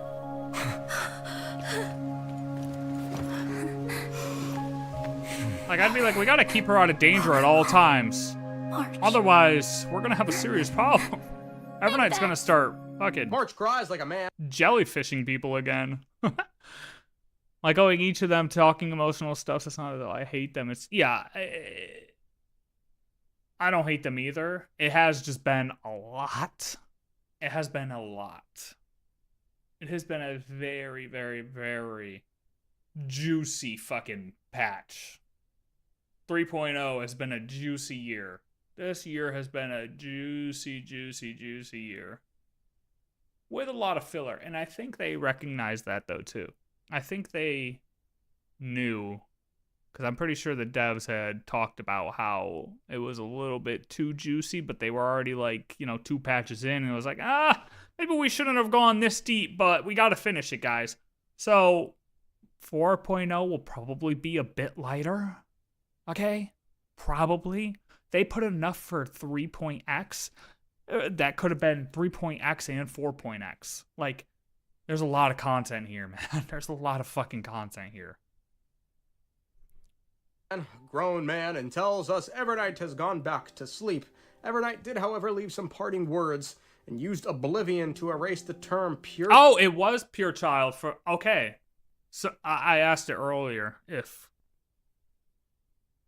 they said she was a pure child or just a child. So it is pure child. So it is Emanator. Child of Anosrava from March's memories. Evernight states her only purpose is to protect March, and as such, she is sure the Garden of Recollection is her enemy. Evernight states March is free to awaken her power at any time before revealing Oblivion is the Enigmata, and it will keep watch over March. We then swap shots to the Express, where everyone is grouped to get ready to face Iron Tomb, who's due to break free very, very soon. Skrullum is off getting some bad boys ready. Black Swan reveals that Zienjo has stated they are... Oh, yeah, this too. This is definitely... What's up? Buzz Lightyear, to infinity and beyond, brother. Yeah, this is definitely even more reinforcement that the next patch is definitely going to be, more fight. I mean, you got the Lawfu getting involved, Screwy's getting some fucking big-ass robots, you know what I mean? Here to help. We're ready to cook. Something's happened. According to Jin Yuan, Amphorius' causality has vanished from the matrix of prescience, which means the instant in Noos's calculations draws near. Back with Ligas, he And we don't know what that instant is. I know what the instant is. Do you know? The instant is Noose is about to have a full body. Not Iron Tomb. Iron Tomb isn't completing his body. Noose is completing his body. I'm telling you. Notices that Evernight is gone, Telling you. and before he erases Anaxa, reveals to him the Demiurge never existed. Anaxa questions then where the nameless tomb came from, and Liga says it only houses what once was, and then he tells some fucking story. Look, Iron Tomb is an incomplete headless giant, and this was done on purpose, so that the only way it can become complete and gain a head is by seizing the head of Noose. The reason Ligas took this path is because... Will I be pulling for Cyrene? Will I be pulling for Cyrene? Oh, man, that is a tough question. Let me think about it for 2 seconds. Yeah, I'll be pulling for Cyrene, for sure, 100%. Not a doubt in my mind, I will be pulling for Cyrene. Absolutely. Well, there will be no 3.9. I don't think there's ever a 0.9. But 3.8, okay. It's either going to be, here's my prediction, 3.7, which would be crazy if they do it. I would find it hard to believe that they would make us wait a whole nother patch. But you know how, like, in other patches, they've done, like, a intermission patch a full interlude patch. Like, I mean, away from this story. Like, all of a sudden, there's just an event that happens. And then... then the next patch continues with the story. I'd find it crazy if they would cut away from the story now and make us wait an additional 6 weeks. But, hey, if that additional 6 weeks meant a big animation, I mean, hey, this war is going to be fucking massive, okay? We got 2 patches left. But it's probably just going to be war next patch, and then chiller, kind of finishing it off, loose ends in 3.8, and getting ready to go to the next area in 4.0. My predictions. There's only 2 patches left. For them to throw an interlude patch in there would be crazy.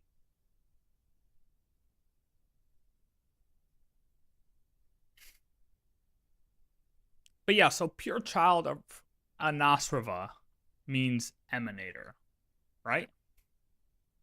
Pure child of Anasrava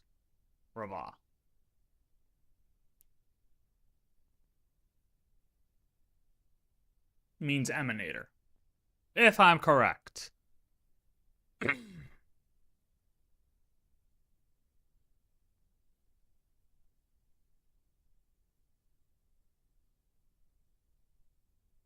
Don Hung theorizing they may be emanators of remembrance. Right.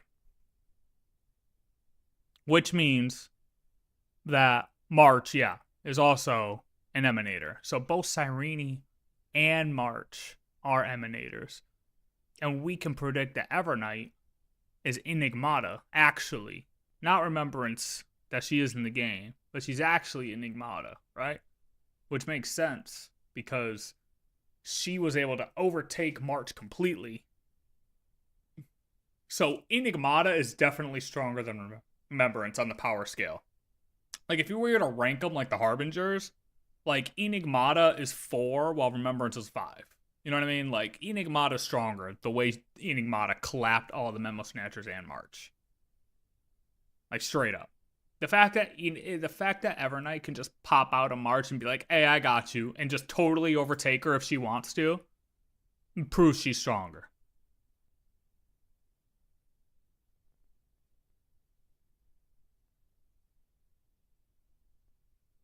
Because he was afraid of losing control. Chrysos Air Beach episode after the war sounds good. Hey, oh my god.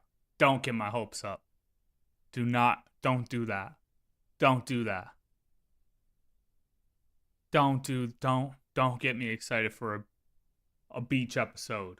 Okay? Look, I don't know if my heart could take Cypher in a bikini. I'm gonna be honest. Another one of his creations like he did with Noose. However, with this route, that won't happen.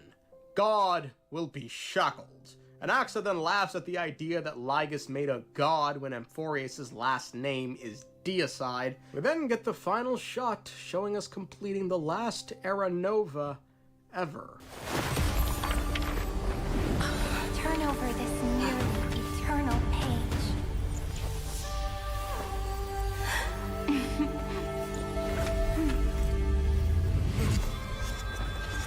Let the trail race. Dude, the fact that they played the intro music right there is crazy. That shit chills every time. In the legend's ending, the world was pure chaos. Then the gods cast down the core flames, and the titans were born within. The destruction's black tide fell to the ground, as Doomsday's distant reckoning resounded.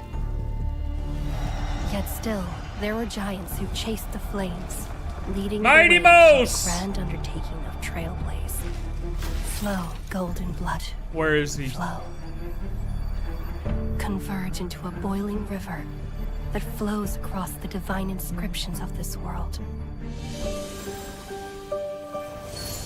Aglaia, the chrysalis of gold. You must caress the holy city's web and hearken to the sounds of the stars. There shall be the three-faced goddess traversing through myriad passages, bearing tidings to you from the universe.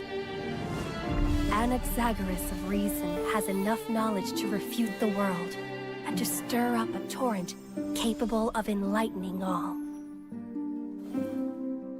Go seek the holy maiden who severs dawn from dusk, and let the sky become the slumbering cot from which she wakes.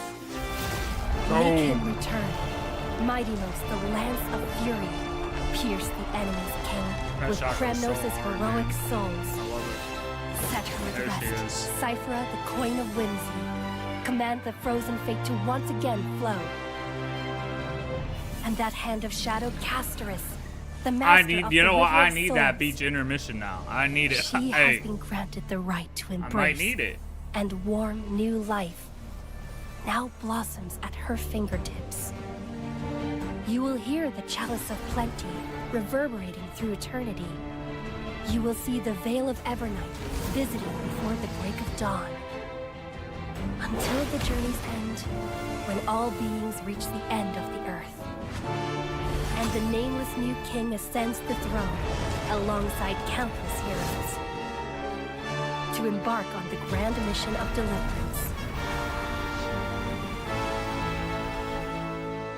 I have witnessed the distant past, where the blazing sun once etched the footprints of humanity.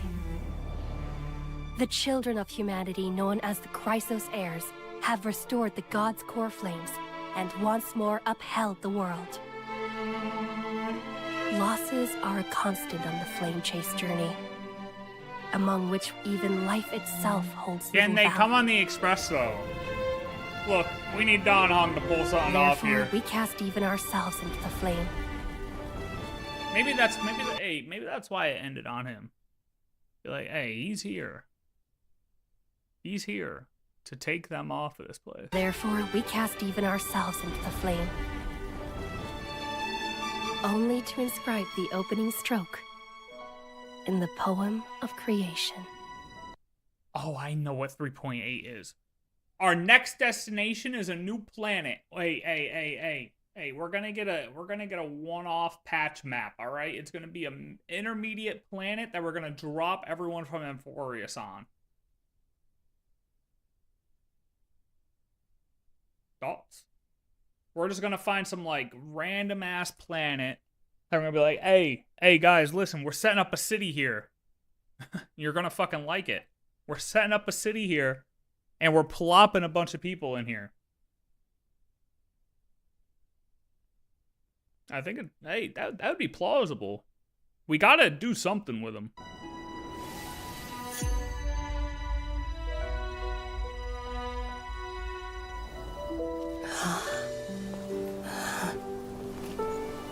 Or we just leave them in a simulation forever?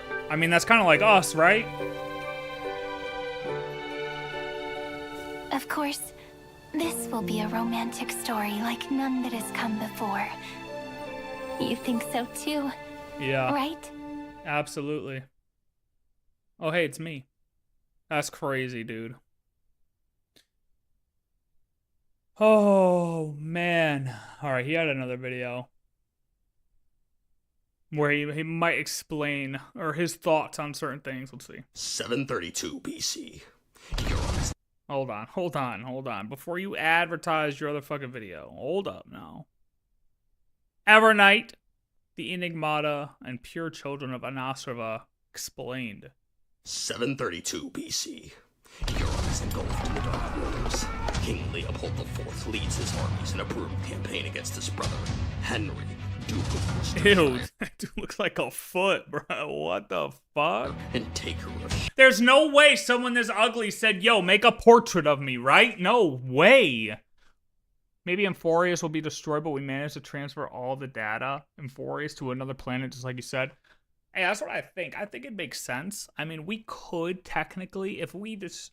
See, but the thing is, I have a hard time believing that Iron... Like, after all of this, that they're just gonna, like, not let Iron Tomb break free. Like, it'd be like not letting Thanos get the 5 fucking gems for his glove or whatever. Dude, I'm gonna be honest, I never watched Infinity War, not a Marvel guy. But it's like not letting Thanos get all the gems, bro. Like, they had to let him get the gems. They had to let him get the gems so there's an enemy to defeat. They had to let it happen. So if we go this deep, and fucking Iron Tomb doesn't come out, that's bullshit. And I want a refund. He has to. He just has to come out. He has to spawn.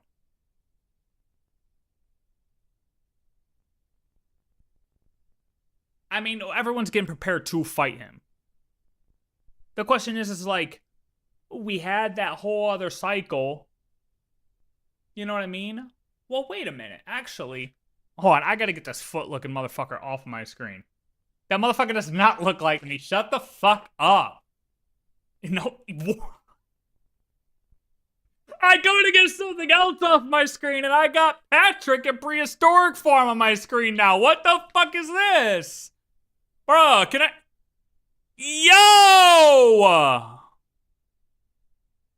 Much better. Holy shit. Now I lost my train of thought. Oh my god, dude.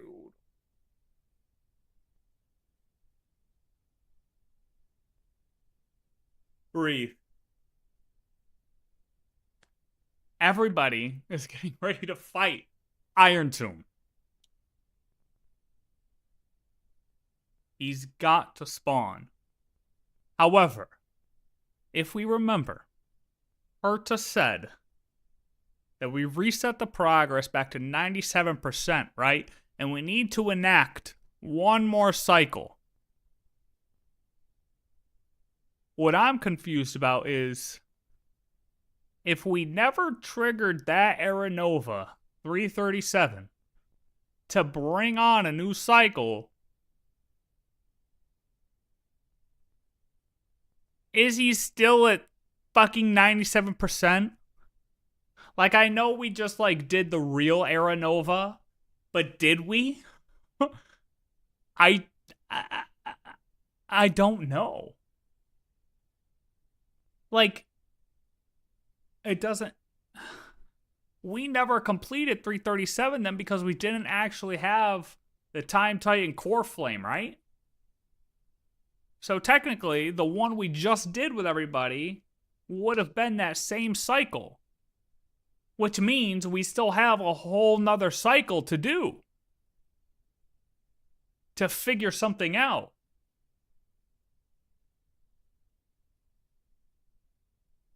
So how is that all gonna incorporate with fighting Iron Tomb?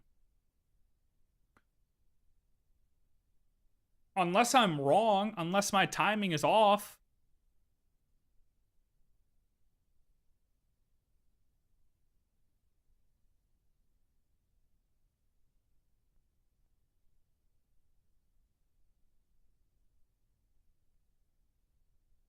Alright, let's go back to the foot, motherfucker, because... Man. And taker of sheeps, all for That is an control ugly... of many sheeps. In a meeting with his generals, Leopold confers. Oi! If only old daddy had a stronger pull-out game. We wouldn't be in this war, and the sheep wouldn't. This is like drunk history. Taken. Except he's not drunk. Great sage of Leopold overhears this and states thus. Gentlemen, I've heard your cries. I present to you protection. No more shall kingdoms fall to unwanted heirs. No more shall incestuous relations run the risk of spawning web-footed beasts. And no more shall our sheep be taken sexually. Henceforth, history will remember They still this, do that, the though, dawn don't they? Of the condom. Oi! A condom? Alright. What's it made of? And there you go, kids. That's genuinely Thanks. the origin story of the first condom. Look, I don't know what the fuck he's talking about. Alright? I have not a clue what he's... No, it wasn't. Well, I'm sure this will come as a shock to many of you. Condoms were not made to stop future wars in Europe between men who wanted to have sex with all the kingdom's sheep. I lied. This is a lie. I mean, there will be a boss in the next patch. Perhaps that would be the unfinished Iron Tomb. Like we managed to interrupt his complete transformation. Possible. That's definitely possible. Definitely possible. Question is, how big is this motherfucker? Like, Is he the size of the scepter? Because if he's the size of the scepter, I mean, how do... we're going to need a lot of ships. Hey, we are going to need a lot of ships. They're bringing in all the ships from the Luofu, dude. And they're bringing in giant robots. Oh my god, will we be able to man a giant robot? Bro, Iron Tomb's big as fuck. Like, he's big as fuck.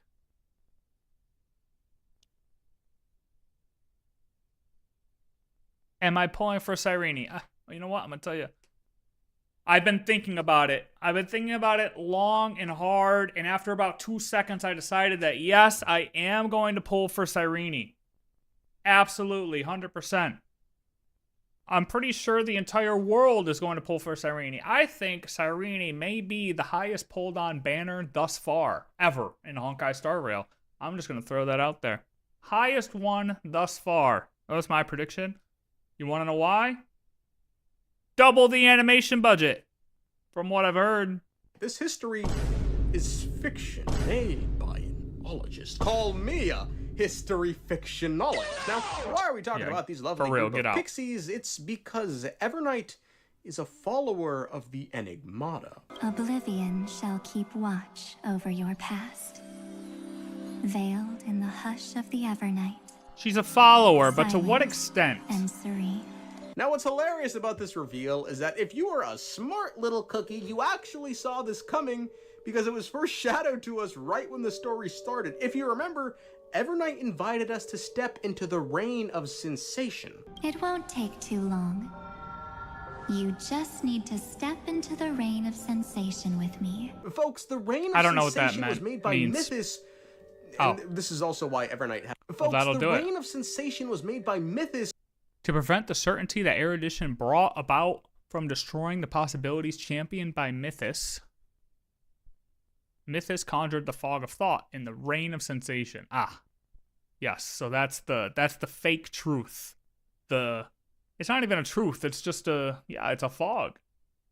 It's just a barrier to not let you see the truth.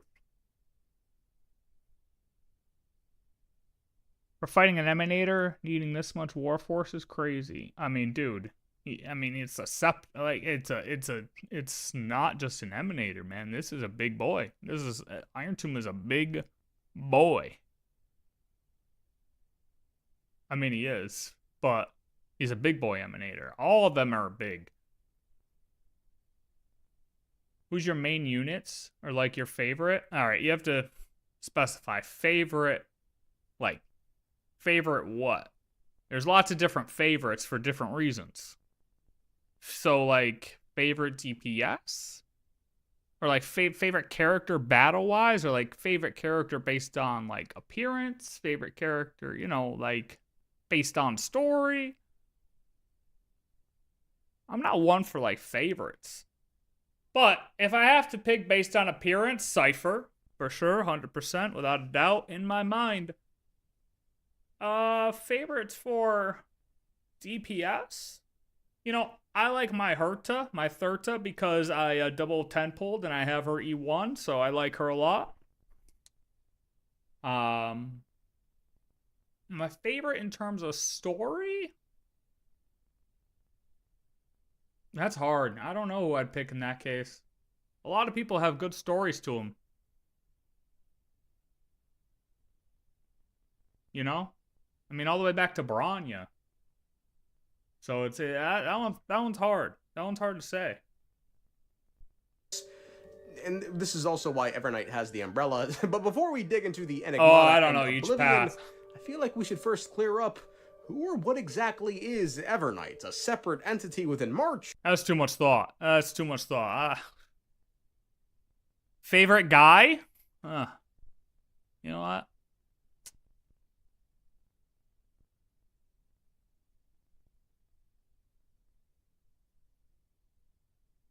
Sampo's funny as fuck.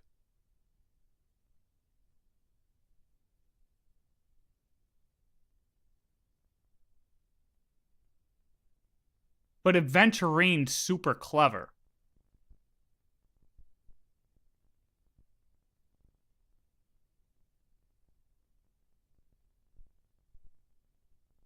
Hard to pick between those two,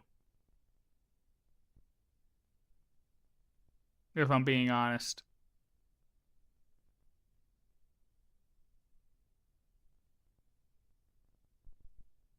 Yeah. Yeah, it's hard to pick between those two. Favorite DPS, though, like I said, is my third, because I got her E1. I use her a lot.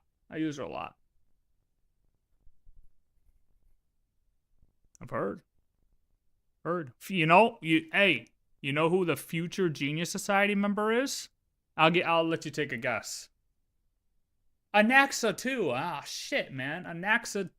Oh, I just gave it away. Oh, my God. I'm awful at this game. Look, future Genius Society member Anaxa is also, like, I say it's hard to pick between those three, because Anaxa is just dope, too. Alright, hold on. Hold. Evernight has the umbrella, but before we dig into the Enigmata and Oblivion, I feel like we should first clear up you cheated. Exactly you listened. Is Evernight a separate entity within March, or just March herself? And let's see what he thinks. Hold on, this is huge. Both. It's like if you got to meet your 7-year-old self right now. They've got a different set of memories than you, but they're still you. It just so happens March's past self resides within her memories when she's not out and about, and only comes out to play when March is in serious danger because her obsession. Wait a minute. Those are literally Silent Hill creatures. Self resides within her memories when she's not out and about, and only comes out to play when March is in serious danger. Yeah, I know. That's why they gotta go to another planet. They have to be put on another planet because Anaxa has to be put into the Genius Society. Bro literally infiltrated the brain of Genius Society member number 1. There's no way he doesn't get in. He has my vote. Do I have a vote? Can I have a vote? Who votes to go on a Genius Society? Other Genius Society members, obviously. So I have a vote? I vote for him to be in. Because her obsession is making sure March 7th is safe no matter what. Her only wish was for the Trailblazers' journey to continue without an end. I'll definitely fulfill that small wish for her. You always hid in my memories. Never wanted to come out. The only times you showed yourself were when I got into serious trouble. The sole motivation behind everything you do was just so I can keep traveling. I am an obsession whose purpose it is to protect you. The only memories I have are yours. So yeah, pillow fighting with March sounds fun, but if you swing once just a little too hard and see that umbrella come out, GG, nigga. I think there was blood. Said, they are still both one and the same entity, and both refer to each other as me. We meet again, naive me. I really didn't think that this other me would be this strong. We just need to meet March. You know what? I figured out how we solve this issue. Somebody has to have March's mom's number somewhere, right? We need her parents' numbers. They had to have filled out a form at some point for her to go on the Astral Express. Obviously. Plausible. We need to contact them and figure out which one is her. Be like, hey, talk to your daughter for 5 minutes. Does that seem like your daughter? If they say yes, okay, cool. That's the real March. If they say no, it means Evernight's the real March. We need to figure this out.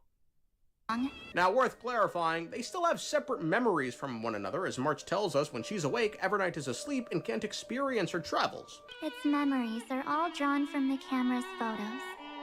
In other words, from my journey of trailblazing. While I was awake, his audio's messed up too, though. You were always sleeping. So talking about this probably doesn't feel real to you.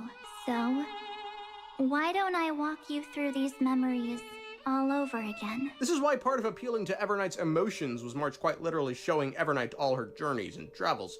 Now with that said, there are still some bizarre occurrences in which Evernight has some memories of March, like when she knew how many days March was on Amphorius, or how March's eyes looked when she first put on the clothes she has now. I still remember the day when you first put on these clothes. and looked in the mirror, your eyes were so It's clear. just subconscious. As for Evernight's memories, those more than likely stem from who March was before her memories were wiped.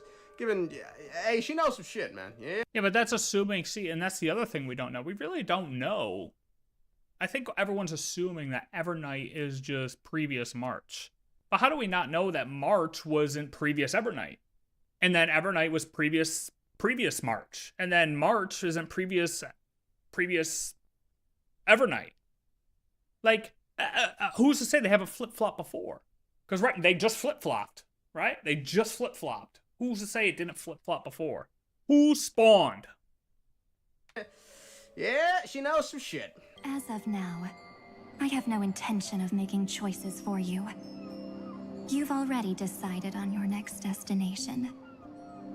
So, let me exercise oblivion one last time and wipe the name Pure Child of Anosrava from your mind. Pure Child of Anosrava, and in the image we see March 7th as well as Cyrene, meaning they're both pure children of Anosrava, but what exactly does that mean? Well, let's turn to the data. Emanators! Well, it's hard to determine which category in the databank the pure children of Anosrava should be filed under, or even if this entry should be included at all. So far, these 4 words seem more like a baseless rumor scattered among the fragmentary chapters of cosmic history.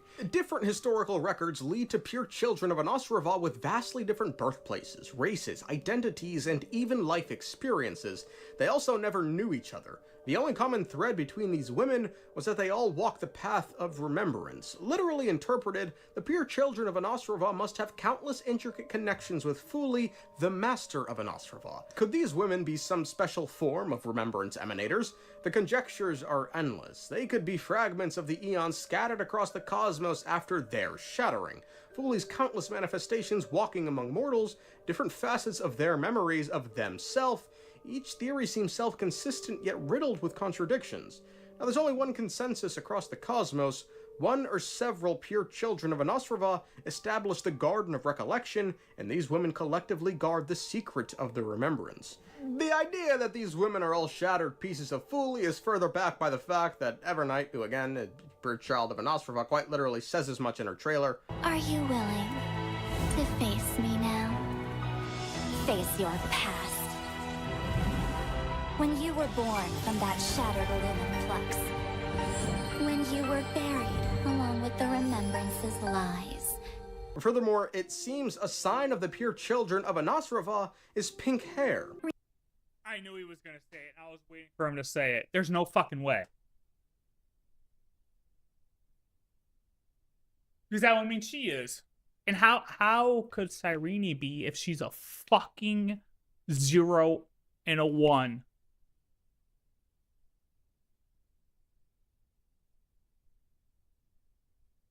And she had pink hair before she was gazed at.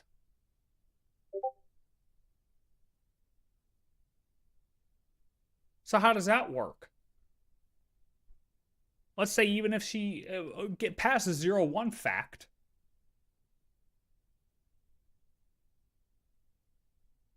get past the fact that she's in a simulation, she had pink hair before she was gazed at. Oh, hey, here's a theory. Hold up. Wait a minute. I got one for you.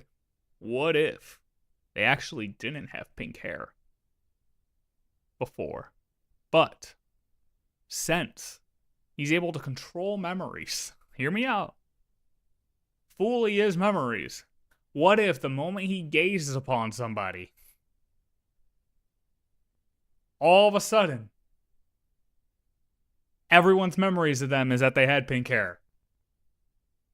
Well, gazes upon an emanator, makes him a child of himself. He changes the memories of everybody, and everyone only remembers them ever having pink hair. You know what? I'll allow it. That's the only way the pink hair theory makes sense, is if he does that. Otherwise, bullshit. Remember this eternal truth. Girls with pink hair are never to be underestimated. And then that one, though, but I mean, it's like, you got pink hair, but you're not. I mean, if you're considered half a March, like, sure, but fully human design is pink hair? Maybe.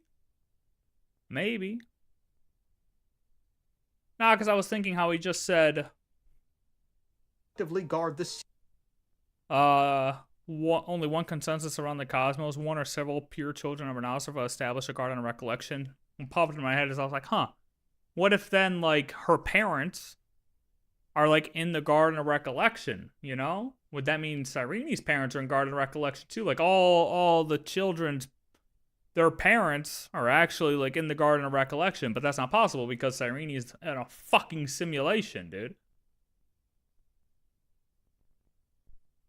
However, she didn't get wiped at the end of the quest. Everyone else got wiped. The Chrysalis heirs all got wiped. What if Cyrene was never part of the simulation in the first place? What if she ended up here like we did and couldn't escape? She didn't have help to escape. What if she just ended up in Amphorius and she was actually a physical being? Hold on. Can that be disproven at all? I'm not saying it's true, but can it be disproven? Because that would be crazy, no? I just kind of assumed she didn't get wiped at the end of the last Era Nova, or like shown as being dissolved at the end of the last Era Nova because she got gazed at and then became an emanator. But what if she was always a physical being? And that's why she didn't get wiped. And that's why she was able to get gazed at. Holy fuck, wait a minute. But no, that would mean Phynon would be too. That doesn't make sense. Okay, scratch that last part. But what if she was always a physical, she was always a physical being, and that's why she didn't get wiped? Secret of the remembrance. The idea that these women are all shattered pieces of foolery is further backed by the fact that Evernight, who again... By wiped, I mean like she was there holding the book with us. Like with us, or with Trailblazer, Dawn Hung, and Evernight. Does she have parent in Amphorius? I don't know.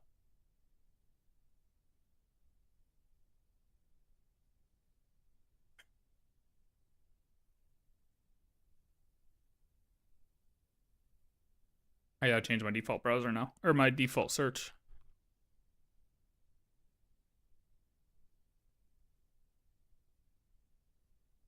I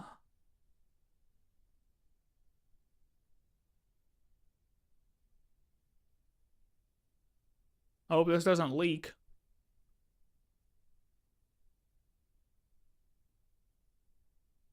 Daughter of Ides Elizii, which is just the location.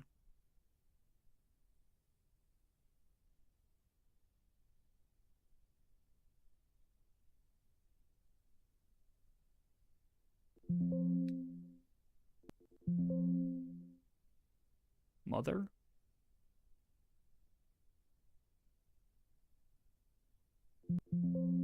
Father?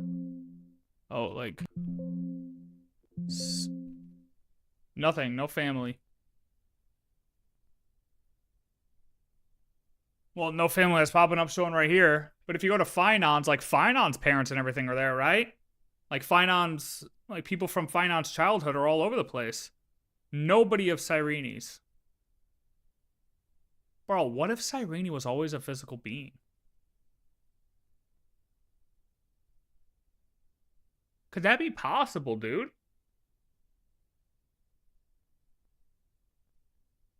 And have other people theorized this? Probably, right? I'm never, like, first when it comes to that shit, but I don't know. That'd be cool, right?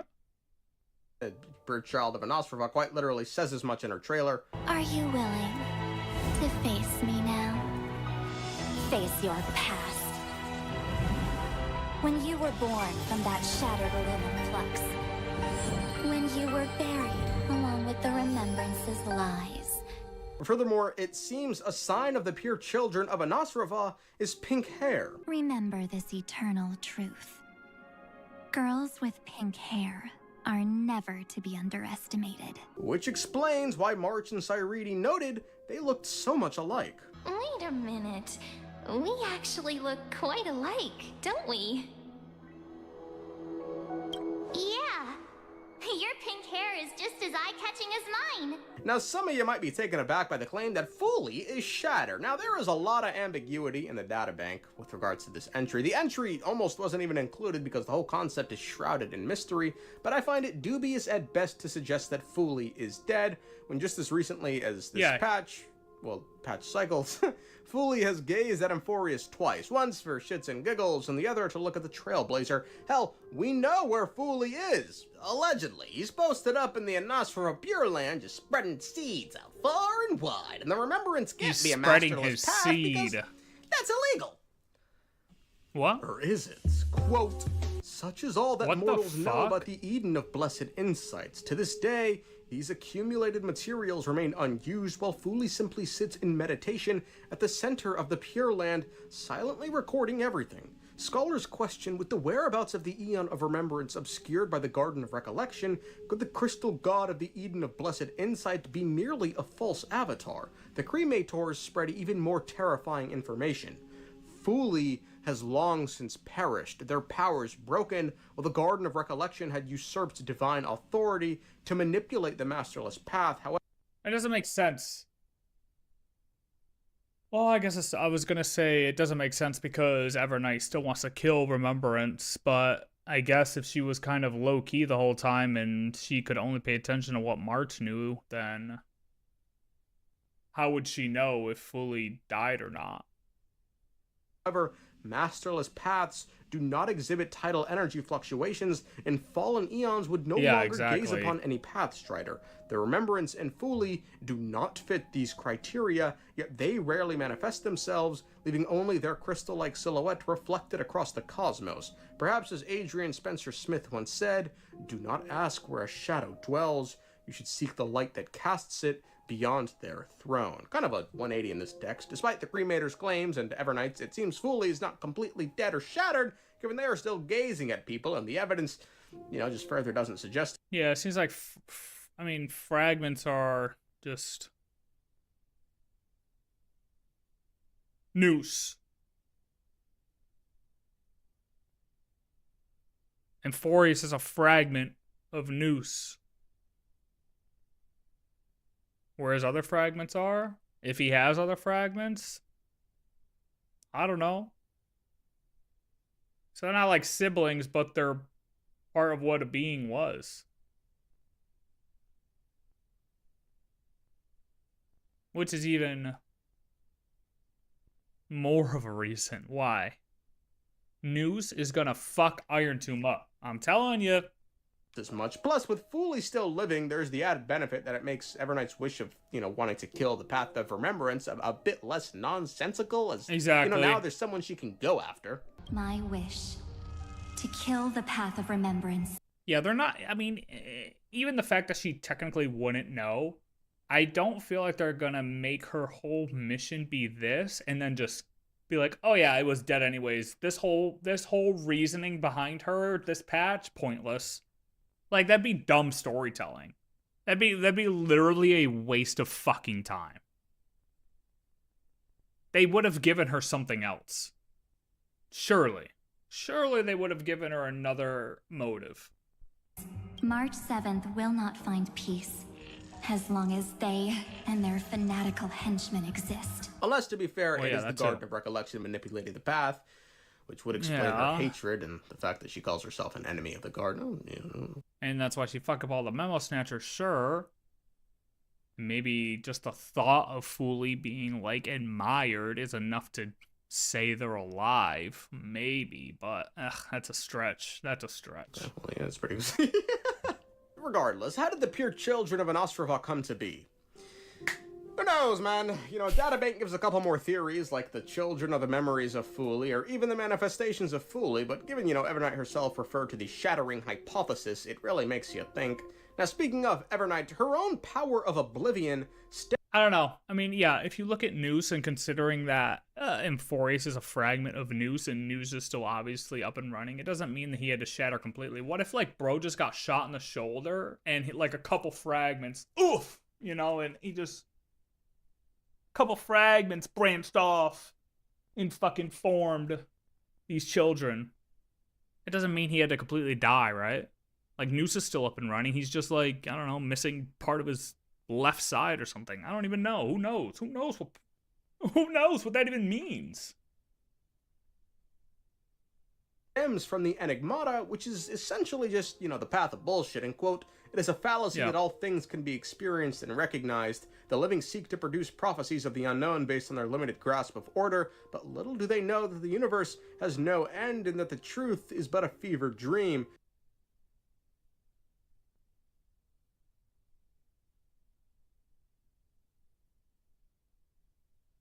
I knew it. To prevent the certainty that erudition brought about from destroying the possibilities championed by Mythos, Mythos conjured the fog of thought and the rain of sensation to reveal to the mortals the inexplicable truth through the four agents: Morph, Screen, Riddle, and Mirage. Important to note about Mythos and the Enigmata is their birthplace, which is that of the Remembrance. As Herta tells us, quote, Mythos, undoubtedly the most mysterious among all the eons. I didn't this read one this is part. as destructive to the simulated universe as the simulated Aha. In the rare handful of authenticated accounts, Mythos' form is described as a broken and torn jellyfish akin to a deliberately destroyed version of the cognitive center of the human brain. Their appearance is always accompanied by a fog of thoughts and rain of sensation. Symbolic objects dissolve like paint within their shadow. History, knowledge, and language are soaked, drenched, and distorted into the deluge. Mythos wants to challenge the certainty of the erudition regardless of the consequences. Is it truly worth it to erase the past and distort the present, all for the pursuit of an uncertain future? Perhaps I can only hope to uncover more information about Mythos by digging into the Remembrance. The birthplace of the Enigmata. I didn't know that part. I didn't read that part. Oh, shit.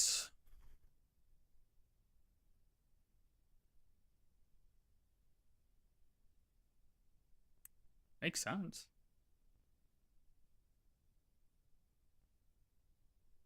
But at the same time, they're like mortal enemies. Like, ugh. I guess it could still...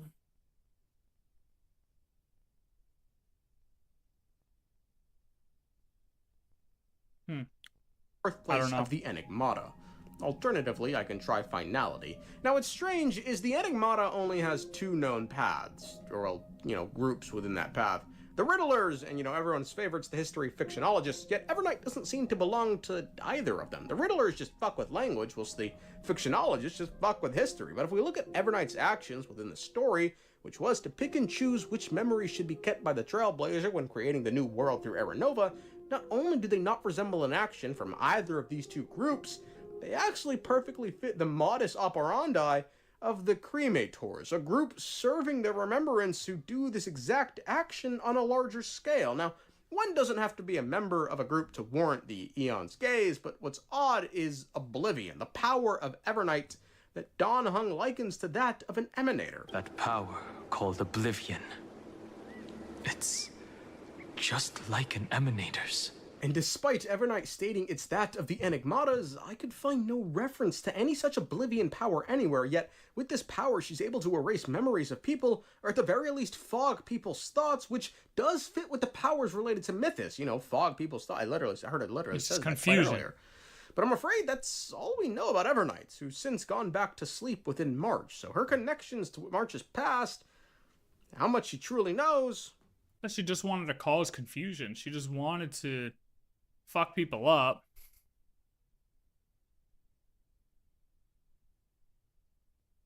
Yeah, Gallagher was dope. I liked Gallagher. But I don't know, I feel like she wanted to just mess people up. throughout the whole quest, but only to buy time. So that way she could help save March. You know what I mean? It was literally like she was just trying to cause confusion as a distraction to buy time. Where she came from, where March came from. Which would match Enigmata too. You know, Blue's Clues. Okay, dude. Alright, dude. Alright, dude. Okay, dude. Oh my god. It was a wish of the cosmos that... Nope. I'm not. Yeah, I mean... 7. The child part, or the birthplace, perhaps I can only hope to uncover more information about Mythos by digging into remembrance the birthplace of Enigmata. Like, it is all around distorting memories. So I guess that makes sense. You just wonder, like, what happened to cause it to spawn off of that. Because we really don't know what birth means, right? It's not as though it popped out of somebody, right? But, like, to spawn off of remembrance and be like, yeah, I'm just gonna, like, twist all the memories now because, you know, we need that in the world. We need randomness. We need confusion. We need, you know, free will. Like, almost was it an intentional thing that the remembrance wanted to do? Like, oh, yes, I am the CEO. I am fully the CEO of Remembrance. I am going to create a new subsidiary called Enigmata, and he is going to cause confusion and create free will for the humans. Okay, cool. Yeah, man, sounds great. We support you fully. And then somewhere down the line, that subsidiary went rogue and just started doing a whole bunch more shit, and now they hate each other. Or did they, like, split off from the beginning and, like, just hate each other from the beginning? Was it a, you know, a rogue agent within the company who decided to split off? I don't know. I don't know how that works. I'm not too familiar with the inner workings of God birth and shit. See, I always go too deep. I always, like, when stuff doesn't make sense, I always try to, like, go a little bit too deep and overthink shit when it's hard to know. It's just hard to know. Curious about what Kafka said about the 4 paths in that quest: destruction, harmony, nihility, and unknown path. I wonder what it's about. That's what I said too. I said we're hearing 4 paths. 4. Look how this starts off weird. 4 paths from Kafka. Erudition. No, sorry. Destruction, nihility, harmony. Then we hear 3 paths from Lygus. Destruction, erudition, remembrance. Each instant has a 4th mysterious path. The only one that intersects is destruction. So they're not both talking about the same 4. I have no idea what they're talking. I have no idea what she's referring to. My only thought to make sense of it is Kafka is overwriting what Lygus thinks. Because of the fact that Kafka knows the script. Elio knows the script. And Elio told Kafka these are the 4 paths that cause this problem. Lygus only knows what he thinks he knows. Lygus doesn't actually know. Elio knows. Right? So Lygus may think that these are the 4 paths that are the problem right now, but they're not the actual big paths that are causing the big problems.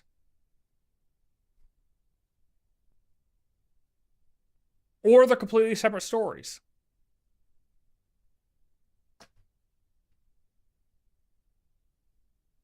Yeah, well, right. Or it's like, that's about Trailblazer. I mean, it's that too. They're separate stories to where it's like, this Lygus's isn't really a problem, or isn't really a big deal in the grand scheme of things. I'll look it up. Isn't that finality? Yeah. Path of finality. Terminus.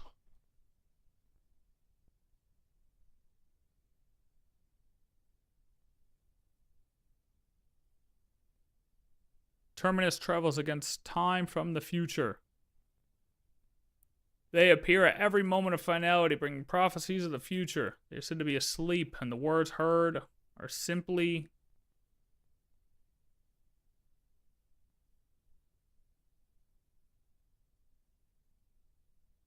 somniloquy.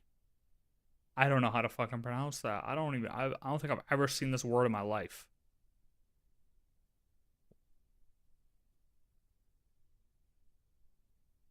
I need to switch my default search. I finally switched my browser. I didn't have a single ad. You saw that? I didn't have a single ad, baby. Not a single one.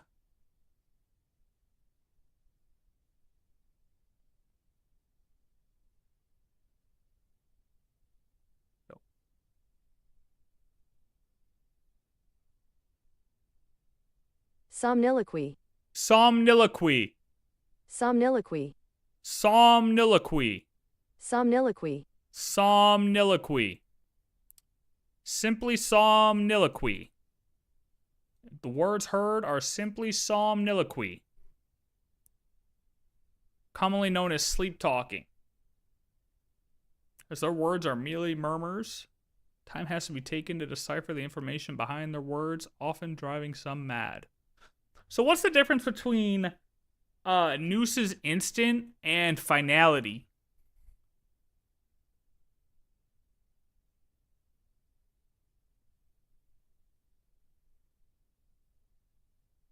Okay, hold on. How do I switch the default search in this?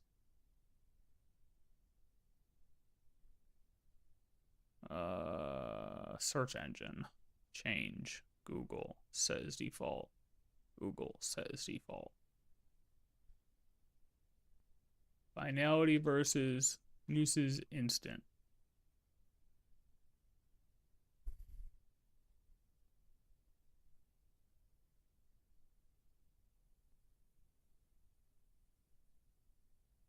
Damn, this is actually pretty good. This looks kind of right. This looks like it could be right.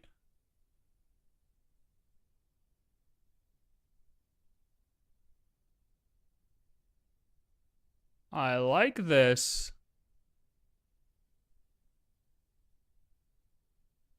Noose's instant. Unchangeable destiny based on perfect calculation. Finality terminus, the ultimate end that allows for a new beginning. Oh, so that's literally like end of the universe shit. Not just a simple thing. If you spell call and on like that again, I'm gonna stab you in the throat. No, you can't fucking call me that name.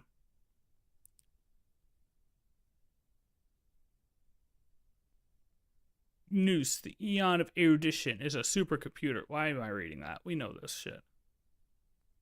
Predetermined and eternal. Noose's instants are eternally and instantaneously present to it. The path of finality is said to move backward in time, with its past being the future and its future being the past. I'm not doing that. I'm not doing that. I'm not doing that right now. I'm not.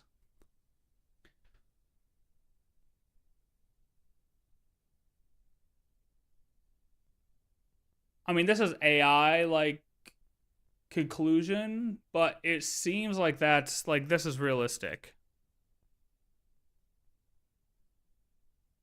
Represents the last possible moment of an existing universe after which everything begins anew. So it would literally be what Iron Tomb would bring. Iron Tomb would bring finality to the universe. Finality is a cyclical concept where one universe's end is the genesis of the next.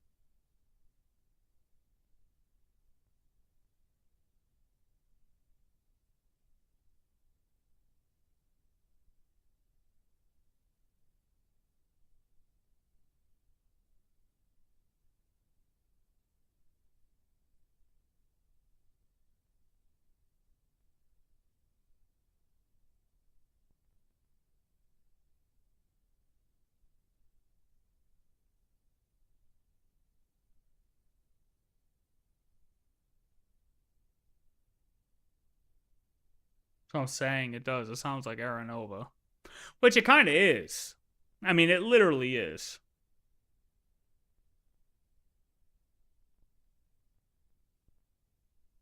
Because before Eternal Recurrence,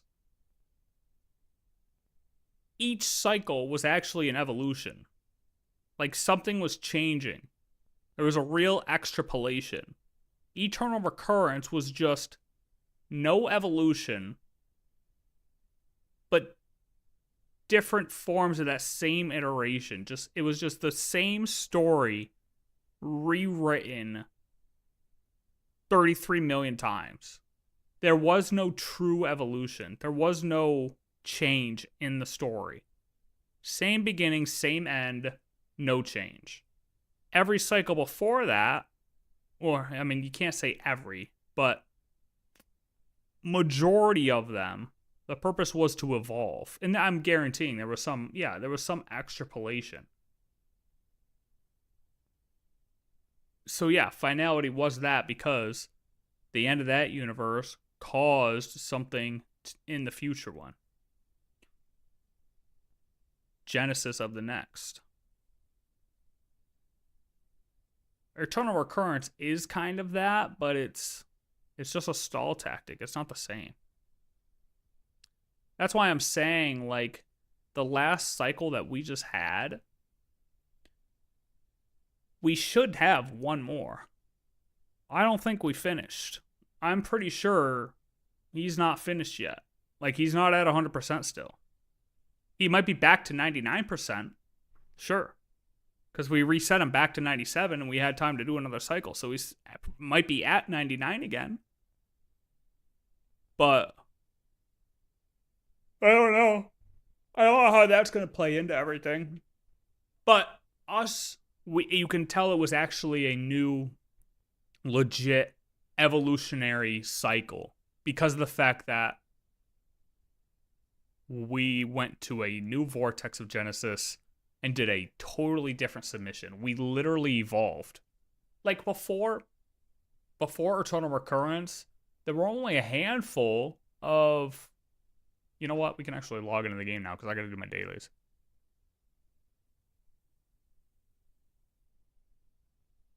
There was actually a handful of times where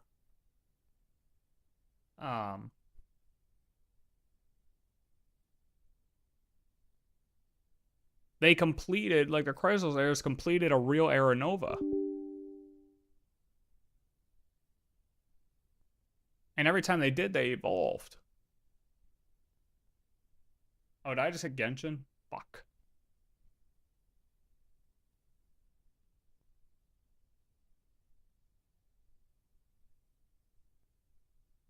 Did I just hit Genshin?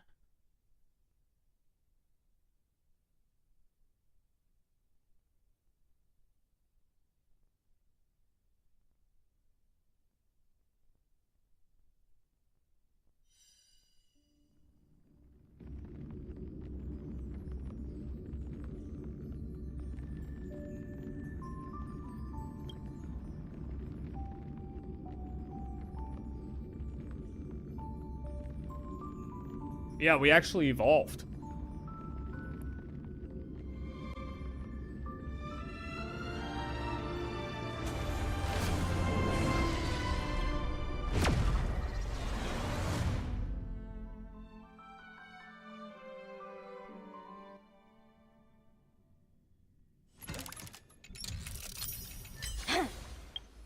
Look, where is it? I think it's, to get to organic. Okay, experiment process, Era Nova.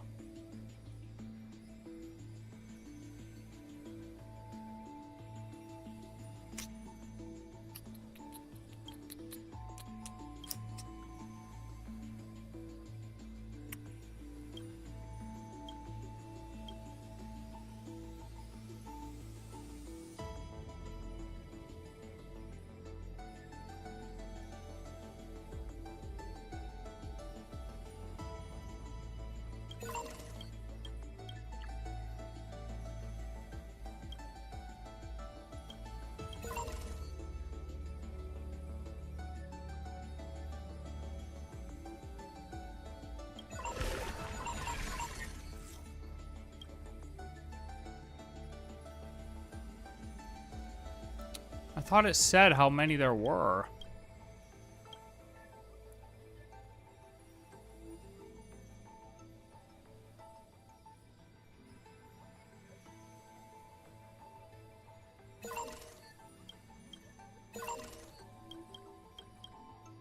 Oh, is it this?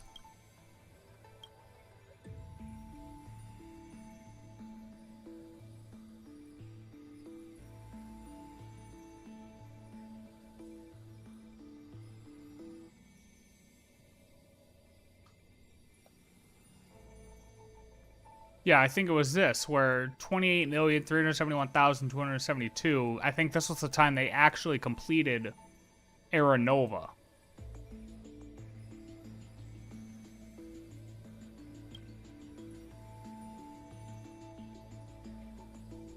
Like, basically, these are humans here, and they could never get there. Basically, the black tide was destroying them every time. Until, based on decision data, Amphoria's auto-iteration cycle was altered to have electrical signals actively cycling it, performing the Era Nova. Yeah, to where you got those different heroes, which is why we see Naius and Calypso and all of them. They were actually part of the previous cycle before Eternal Recurrence. And this was the first time they completed a real Era Nova, I think.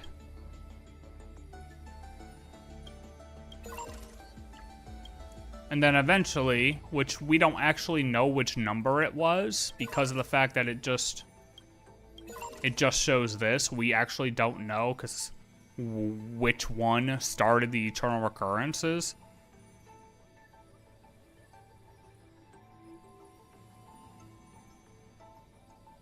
But somewhere there, we got to 33 million.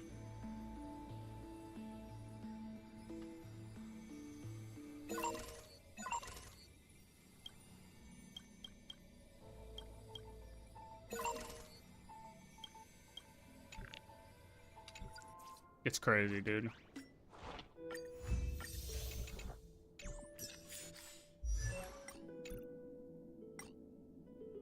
It gets crazy, brother.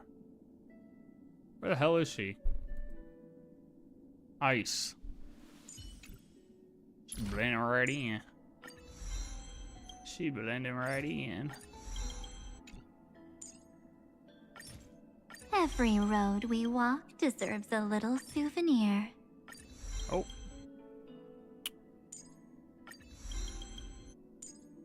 Every road we walk deserves a little souvenir. Sure. Whatever she says.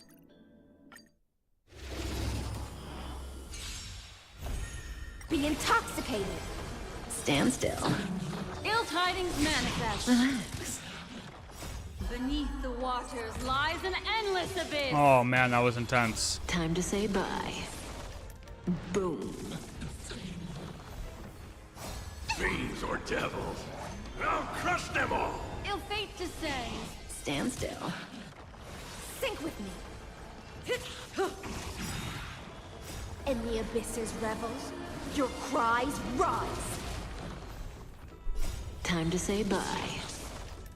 Boom. Oh yeah, I guess I should thank him for having those videos up. Thank you, DeWitt, for the videos. Where are they? Fuck. Where'd they go?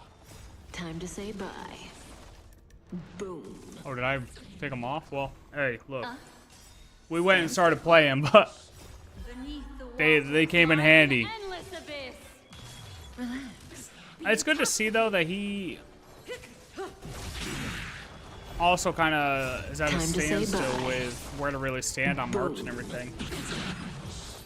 Because it's like, we really don't know. We really don't know. We just kind of gotta see if they reveal any more information about her. But that's where we stand right now. Where we stand on her. That's where we stand on the cycles on Amphorius. You know? Boom. I would love to hear some thoughts about what he thinks is going to be next. Stand still. What's next for us, buddy? Time to say bye. Boom. Relax. In the abyss's revels, your cries rise. Sink with me. Stand still. Beneath the waters lies an endless abyss. Time to say bye. Boom.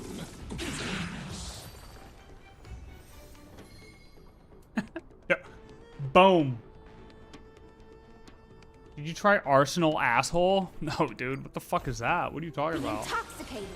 Oh, that's a new endgame mode? Ill fate descends. Stand still. Nah, dude, I'm doing my dailies. I'm playing some motherfucking Megabonk, bro. Oh my god, that game is so much fun. Sink with me. Bro, no, I'll try it tomorrow. Wait, oh shit, when does Stygian end? Oh my god. I don't even care, honestly. I'm gonna be honest. I don't give a shit about Stygian on In slot. the abyss's revels, your cries rise. Time to say bye. Boom. Boom. Ill tidings manifest. Relax. You couldn't dire the new one? Endless abyss. Oh, nah. No way, you fell off, big boy. Time to say bye. You fucking fell off so hard, it's unbelievable. Man. Yikes. Yikes. Sink with me. Stand still. Better pull for some llamas, buddy. Relax. I'm just trolling. Time to I'm say just bye. trolling. Don't waste your fucking money, Boom. buddy. Nobody gives a fuck. Yo, literally, there's literally no point. Stand still. Ill tidings manifest.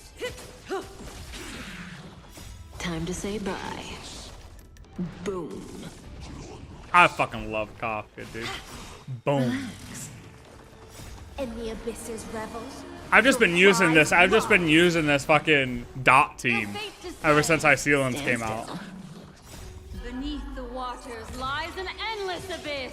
I said I love Kafka, not I love cocky fucking weirdo. Time to say bye.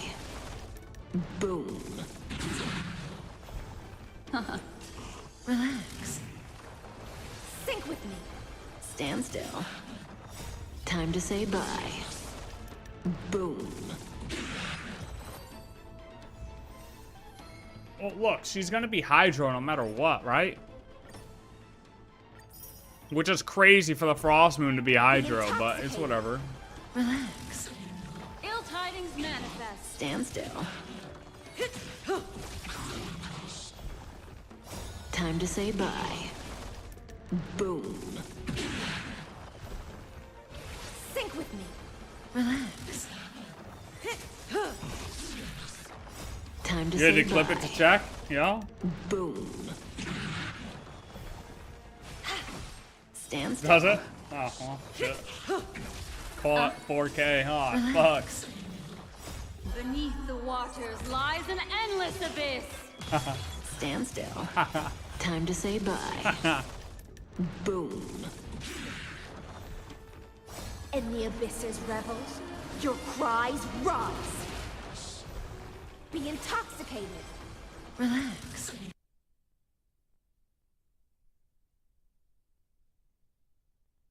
God damn it, hold on.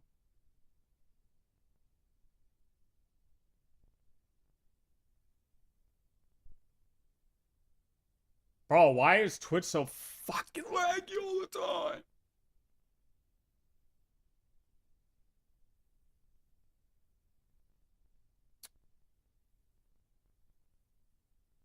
Be intoxicated. Stand still. Ill tidings manifest. Relax. Time to say bye. Boom. Dude, I think it's 7 TV. Stand still. Sink with me. In the abyss's Look, revels, my your chat's not even- cries rise. Be intoxicated. Beneath the waters lies an endless abyss. I'm gonna Time praise to it for her say ultimate bye. boom. I mean, it's a great boom. Boom. Yo, Discord, just Discord me the fucking clip. In the abyss's revels, your cries rise.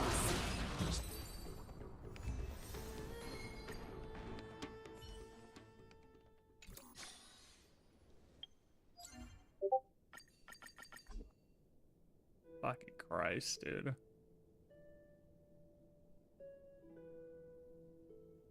I fucking love Kafka, dude.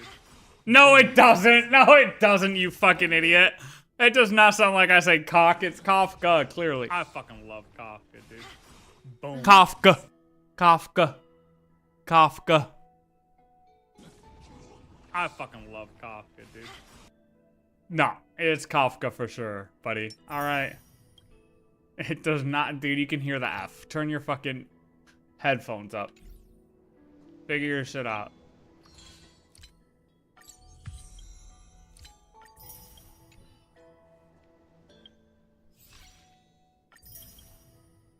Figure it out.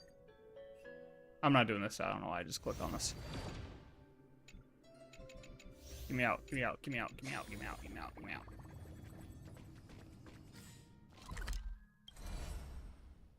Get me out of here. Get me out of here.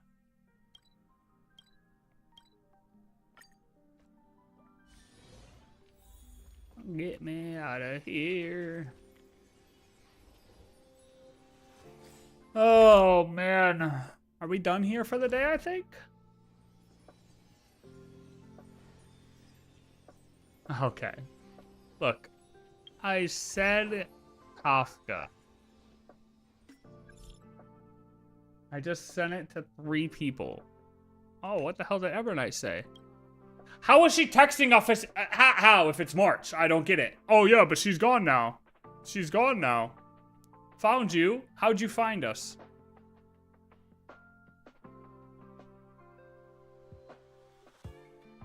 Timecapsule.exe.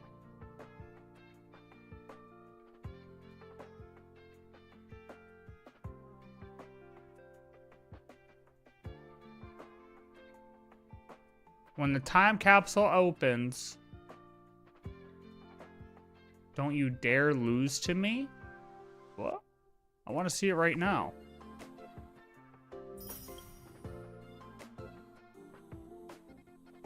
How long do we have to wait for this? We don't even get a time? Hey, buddy. Hey, buddy. I don't know what you're saying. I don't speak that language.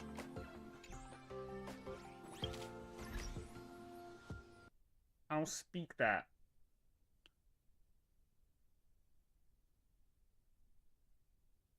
I'm not reading it either. You're not getting me caught in some racist shit. I don't know what you're saying. I'm not reading a foreign language. I don't know the words. I'll end up saying some like hate speech or something. Clipped for life. Yeah, Evernight's just like, but that's what I mean. Don't you dare lose to me. Like, she's still in the subconscious. We can act like, you know, she's hidden all we want, or she's gone all we want.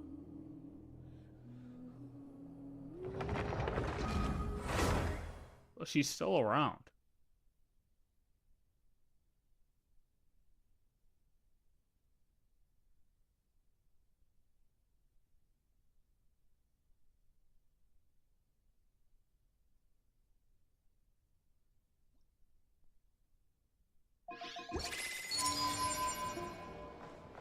Golly.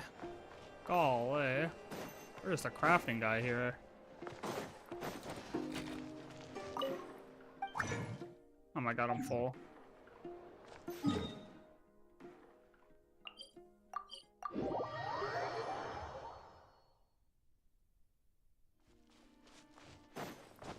Knuckle duster. Hip. Hip.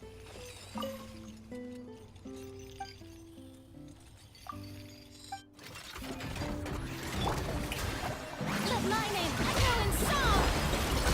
Cleanup sequence in it. With one heart, we pray. King Dan! Ultimatum protocol. Knuckle duster. Receive my blessing. Time to shine! Insulation chain. By the Frostman of old. Branch into song. No, hello? Is my character broke?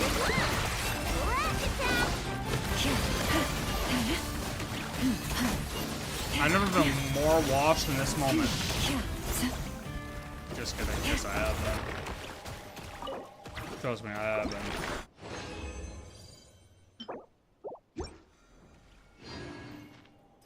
Trust me, it's been documented. I gonna be more washed. Yo, go fucking complete the hardest mode, buddy. All right, and then talk to me. All right.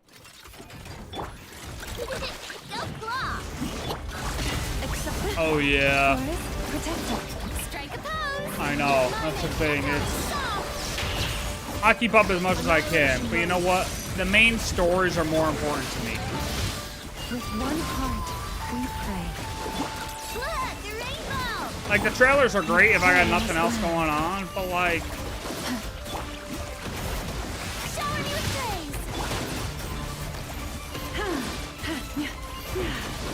We'll get, you know, we'll check them out.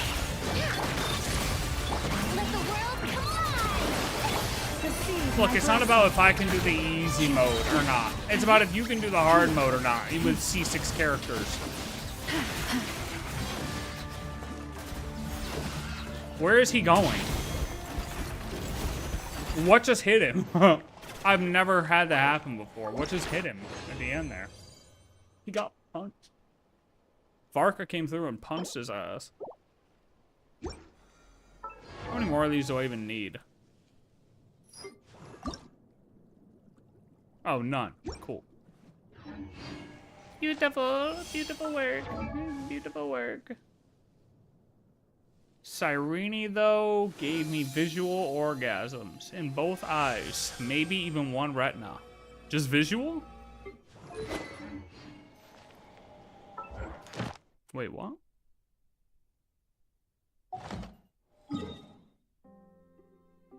What?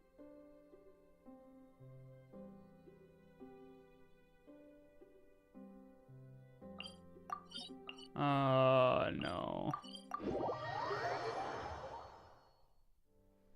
You psychologically can't nut anymore, so it had to be visual. Alright, fair enough. Whatever the fuck that means. Why is it just psychologically? Just like, you know, give her a little tuggaroony.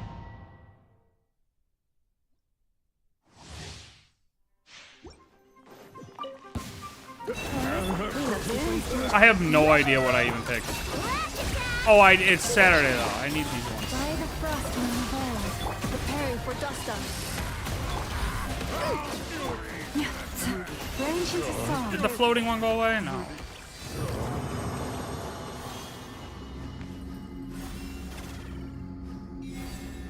What'd you say? Physiologically?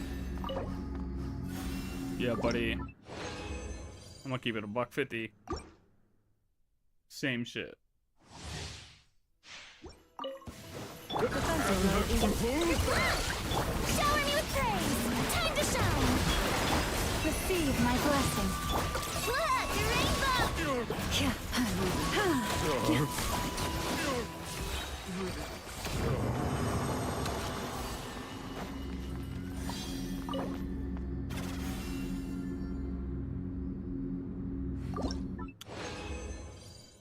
Hey, I mean, that fucking sucks, I guess. Or it doesn't. I don't know. Ready? Feels bad, man. Cleanup sequence initiated. With one heart, we pray. Branch into song. Let the world collide! Look, bro, just hit up a blue chew. You'll be good. Hit a honey pack. Easy. Hey, look. When in doubt, hit a honey.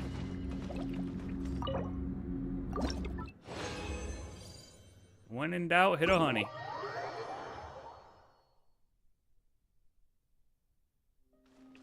Yeah, but did you hit a honey? Look, brother, if one don't work, If one don't work, you gotta stack them, alright? Alright, look, it's like when you can't clear... It's like when you can't clear a Stygian Onslaught, you know? If one C6 doesn't work, you gotta stack them. You gotta get multiple C6s, you know? So, if the blue two don't work, you got a blue two honey packet. Easy. It doesn't work.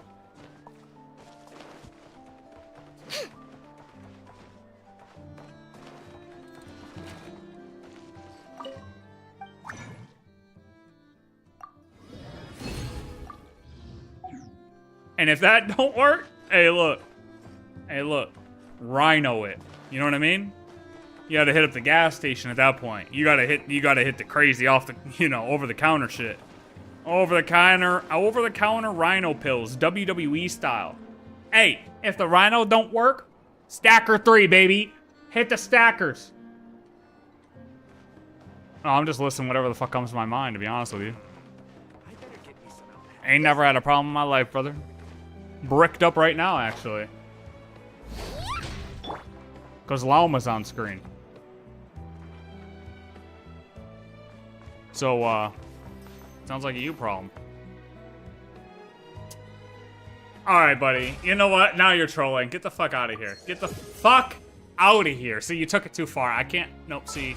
Now you got me. Now you got me twisted. I don't know what to think anymore. I know what? I'm just gonna think of other things. Did I miss this? Fuck.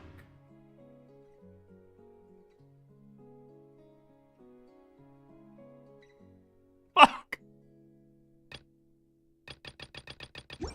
Well, god damn it, minus 450 primos. If ever you find that the animals in Nodcry behave in ways you...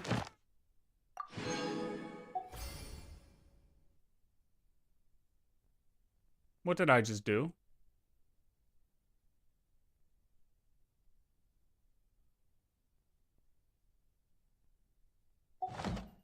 Do not understand.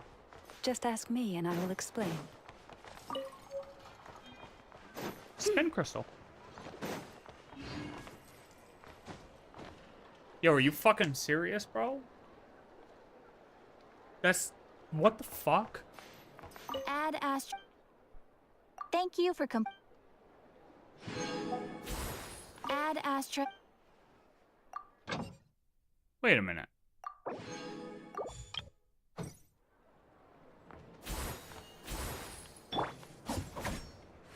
Oh no, she does flinch. Oh. I was like, wait a minute, does this Catherine not flinch when you attack her now?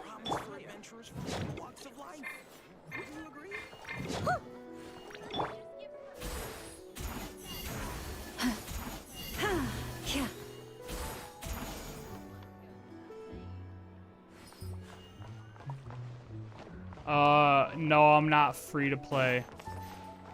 I am, I'm a catch-em-all. I'm a catch-em-all player. That's it.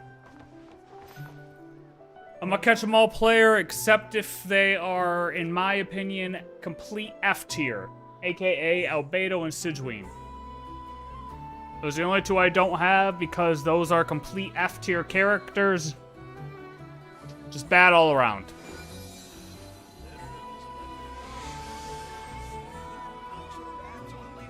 Honestly, Mizuki is too, okay?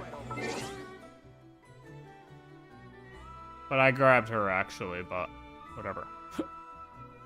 Funny thing is, I almost consider Kokomi an F-tier character. Twice. I didn't pull Kokomi twice. But I pulled her the third time when she was after Nilou.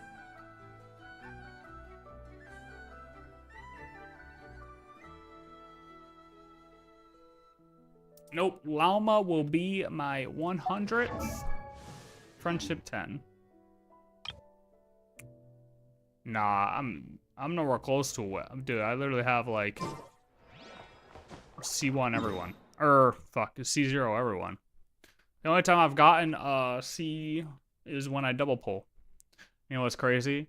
Is I double pulled Tartaglia. I double pulled him the first time. And then I did a single 10 pull on his banner for like a boost to the next banner for some reason, or like someone told me to, and I was like, ah, fuck it, I'll do a quick 10 pull. I won't get him anyways, and I got him. So I have a C2 Tartaglia, and I never use him. I've never used him. Where am I going? Oh.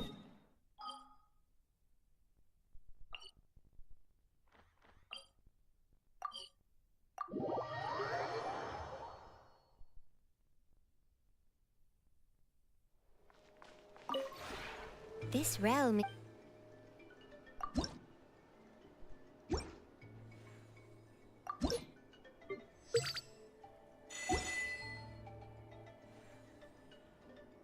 If you ever I never said I love Kokomi. You poor lost lamb. I guess I technically just did, but feel like I've been tricked. Wait, what is?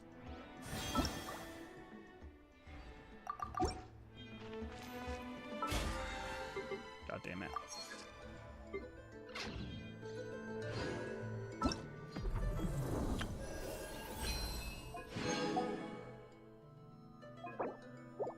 I'm so mad as fuck I can't get Kazuha from this. Yeah, see?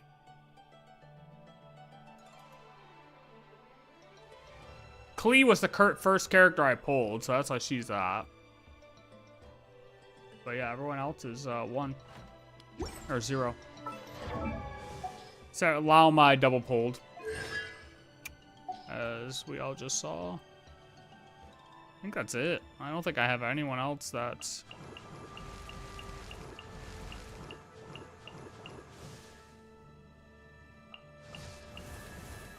Have you decided where you will go from here? Yeah, I didn't get lucky If on not, anyone else but Lao. Why not find a patch of soft grass and rest a while? And Child. Kind of crazy, to be honest. No, I'm not. God damn it. God damn it. Oh, man. I really have to do some exploring.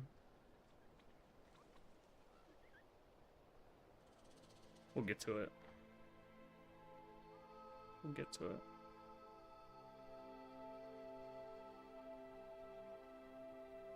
We will get to it. Are there any events I have to complete by today? Or tomorrow?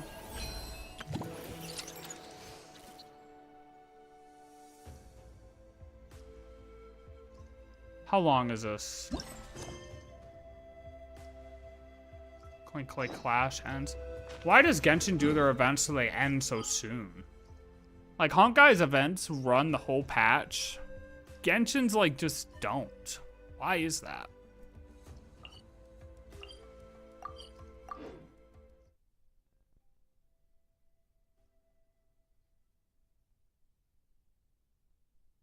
I wish they did. Alright, I think it's Megabonk time. I'm addicted to this fucking game. I just want to play some Megabonk, dude. I don't know if you guys have seen people play this game, but dude, this game. This game is too fun, bro.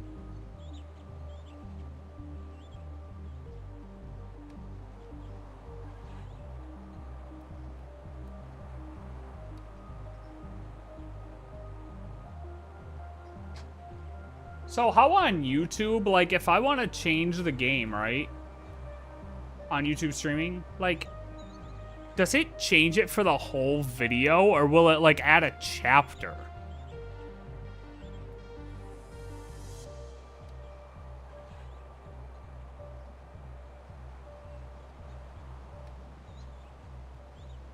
I don't know if it'll like add, I hope it adds a chapter. Like, that's the only thing that's kind of annoying. Or does the whole video change to this game? Like, cause if it does, I'm just gonna leave it on Honkai and like fuck it.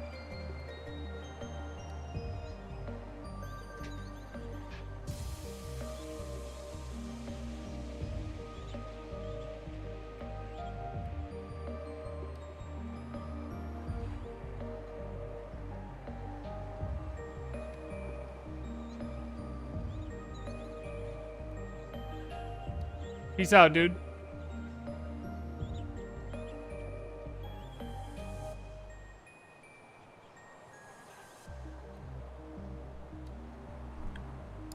Alright, let's see. Oh, what quests do we have left?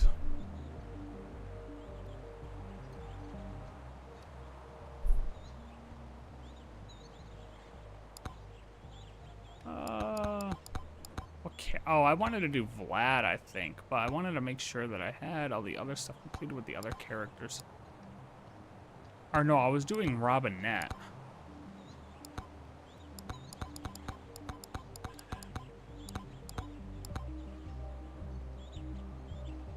Oh no, you know what I was doing?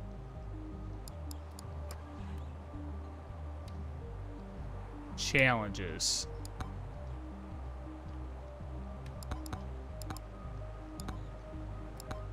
Can I do it in 4 minutes and 15 seconds?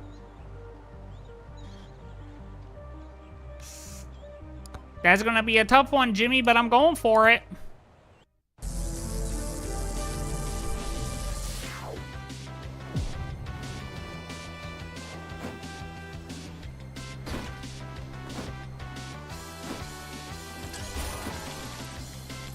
He's gotta hit pots. Pot everything. Extra weapon. He's gotta take the first weapons that come in. Come on. Ooh, nice.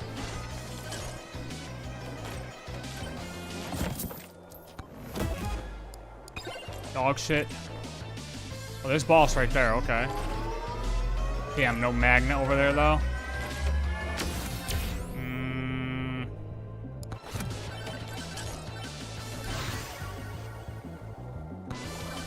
Take the first weapons that come in. Gonna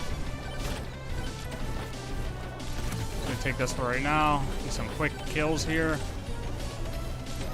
Boom.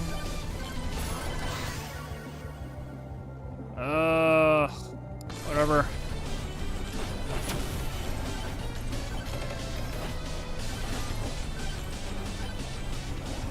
This is awful. This is terrible.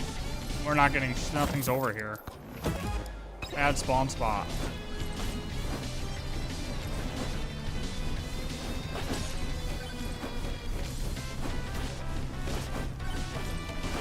Oh, this is terrible.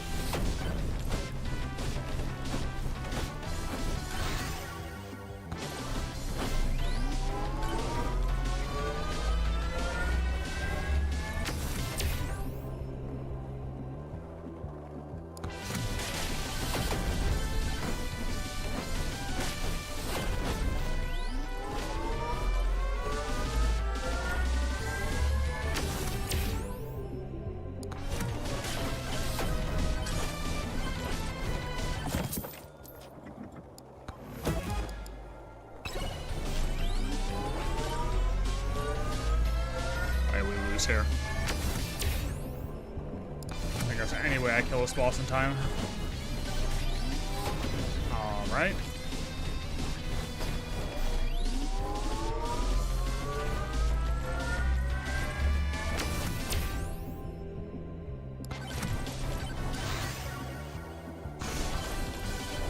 Maybe?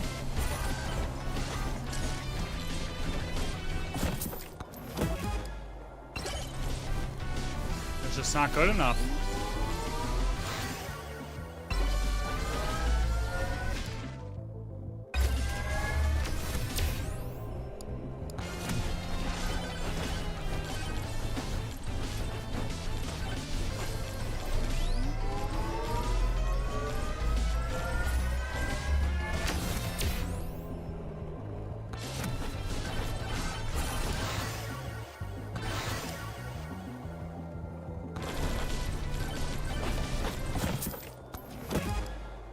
Okay, double cursed doll might be.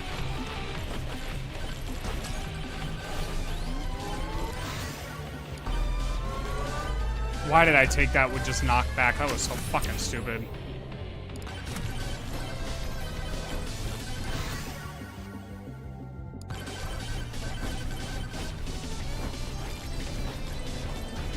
Oh yeah, no, there's no way.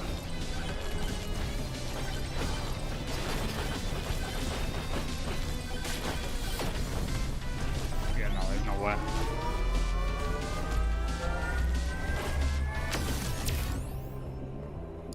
No fucking way.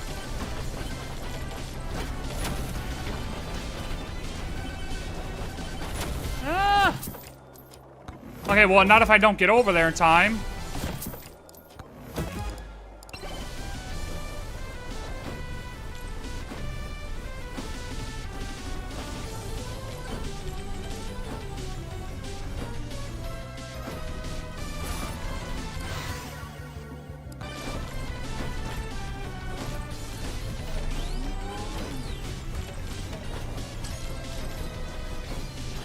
No, there's no way. I fucked up. I went too far away.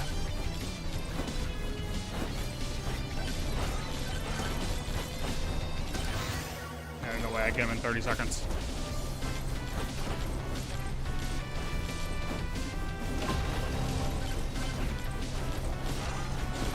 Oh, maybe!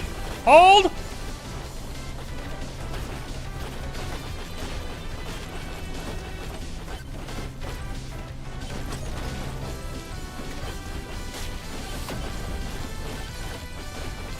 Come on!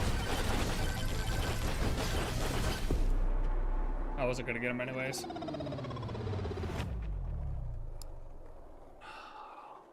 Man.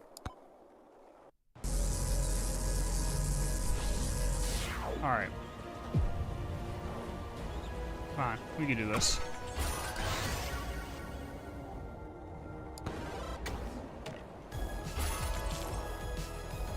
Hello? Can I get some fucking... Can I get some shrines?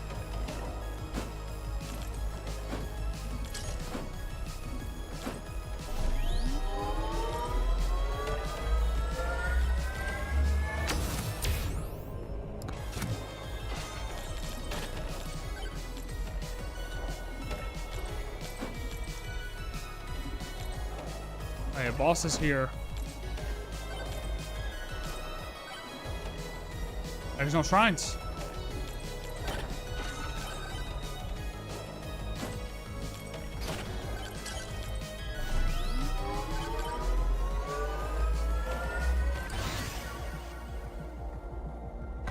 I mean...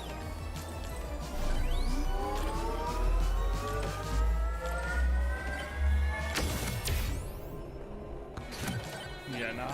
This is terrible.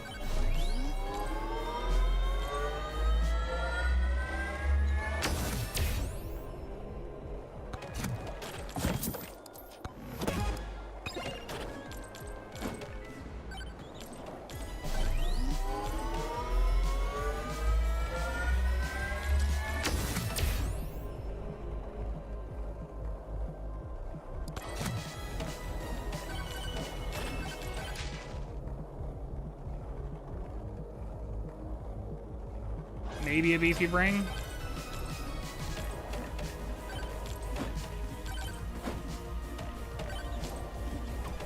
Oh, wait, hold on. 3 totems is kind of huge. Hold up.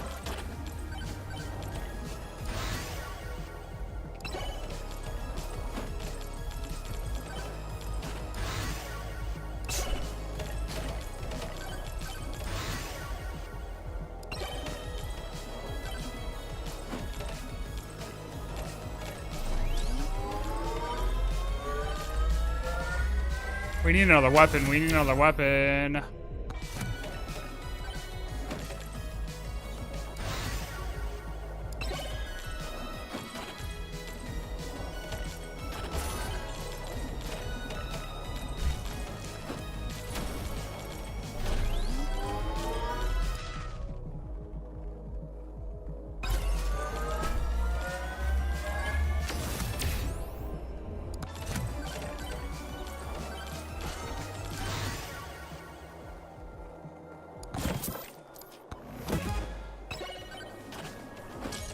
Nah, this is literally fucking terrible.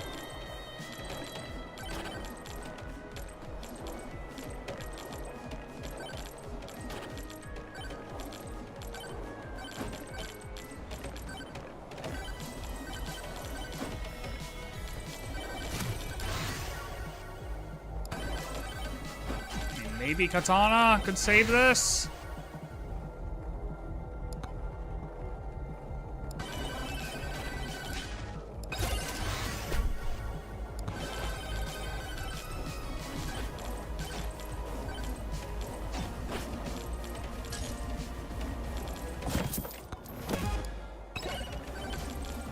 I got a lot of damage towards elites. So maybe?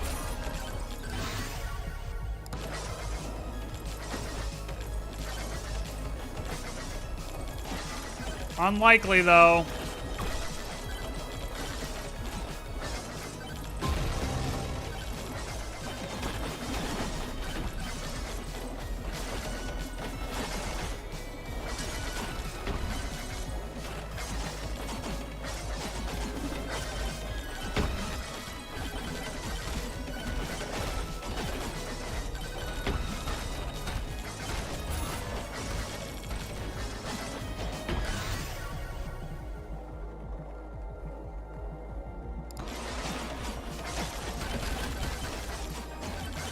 Oh, I just lost so much damage there now.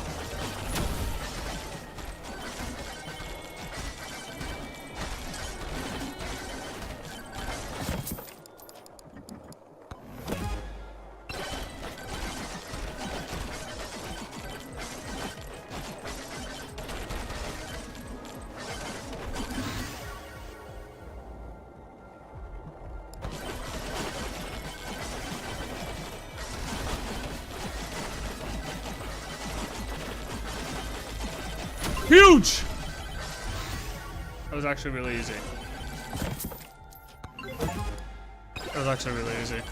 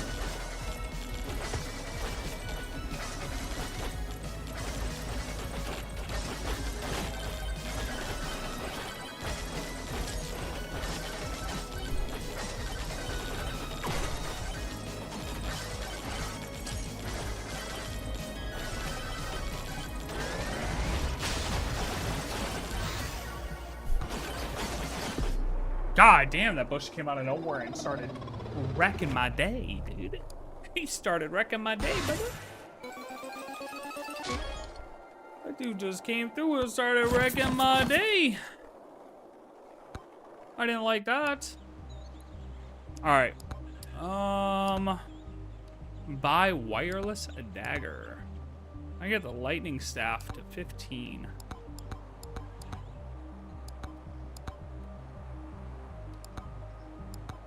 Alright, we gotta do a precision tome and lightning staff run.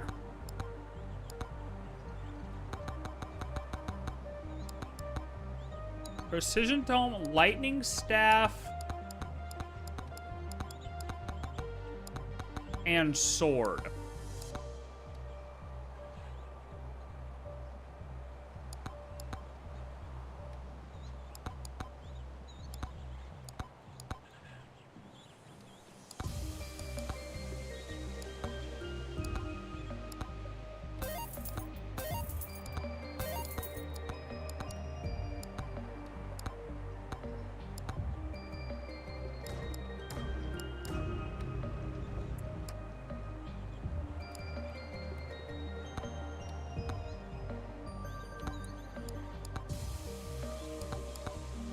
What quests are there with Robinette?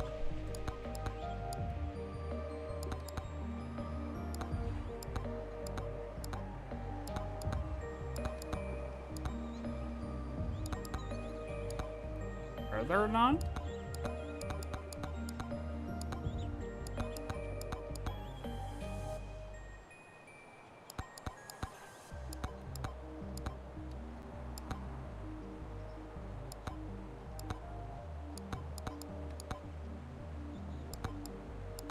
Yeah, I'm not seeing any.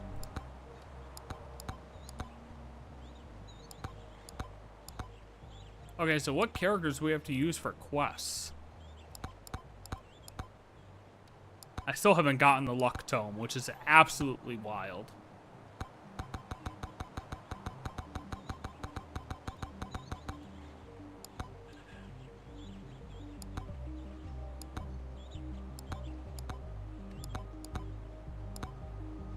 Birdo. Amog.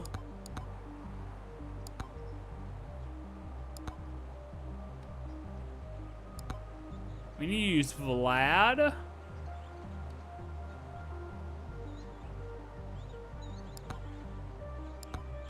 Is that it? We just need to use Vlad? Oh, I guess Athena.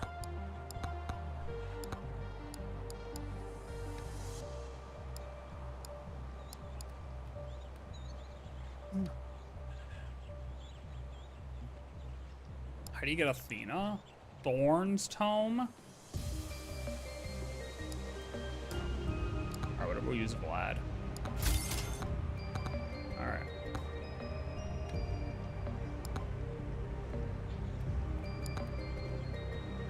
Alright, Vlad.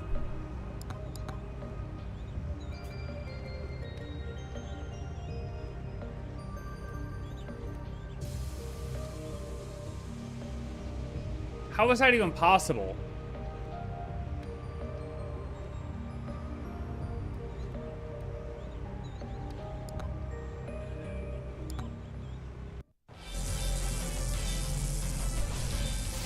How do you play without moving?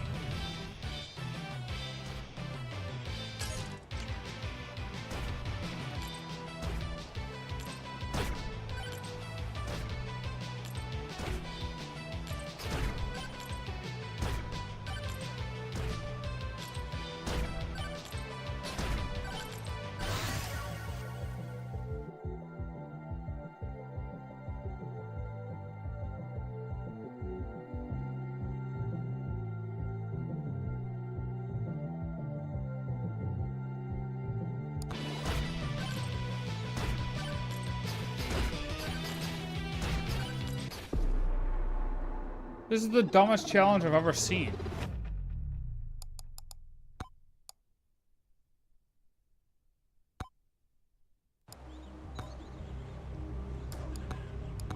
That shit is stupid as fuck.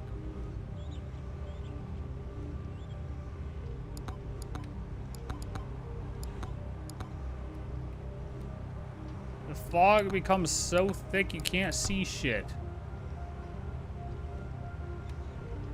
Well, this could be fun. Let's try turbo mode. I'll do it. Why not? Minus 96% chest price. 5 times enemy scaling. This could be fun.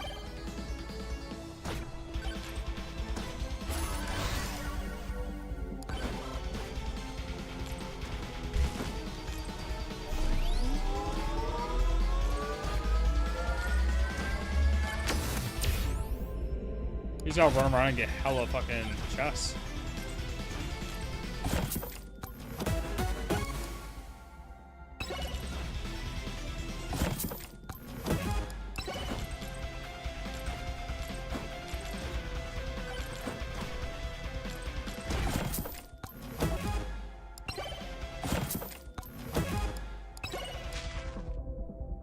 Oh, he's super cheap too?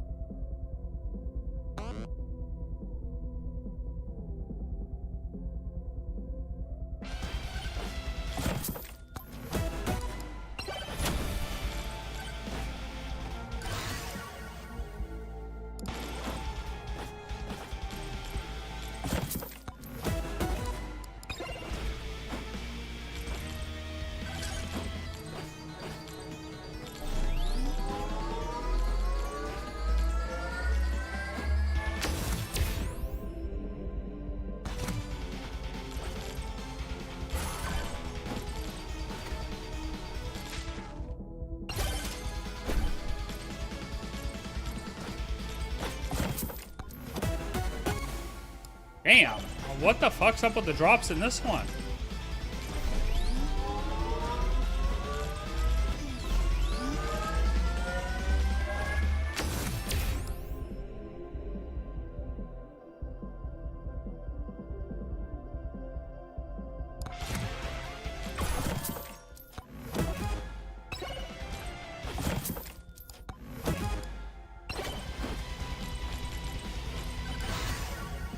Damn!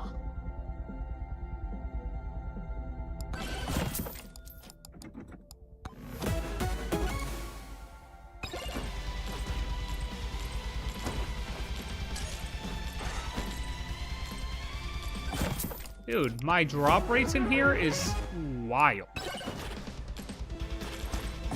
I have never gotten this good of drop rates.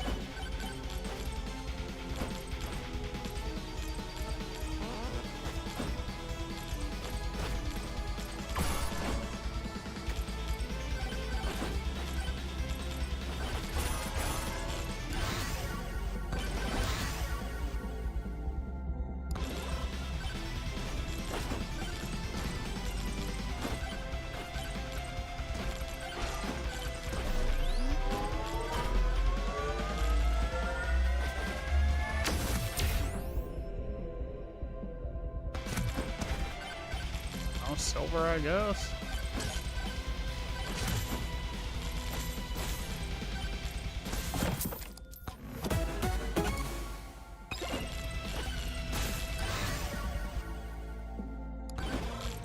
Oh wait, I needed the lightning staff. No. Oh, well, I'm not gonna get level 15 anyways. Not in this mode. Ain't no way, brother.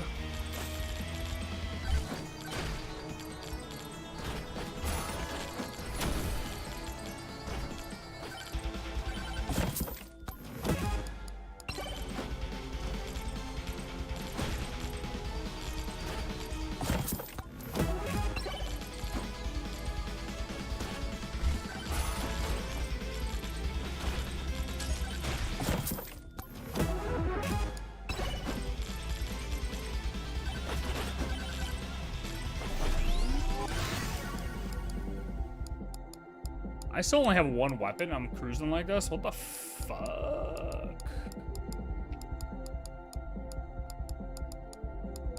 What's this? I hit the wrong button. I hit the wrong thing. I literally hit the wrong thing.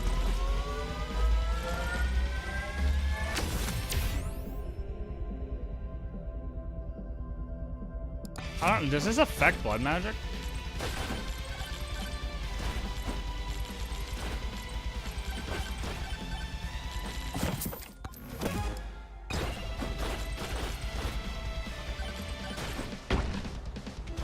Oh yeah, this dude just got absolutely dunked on. What the hell?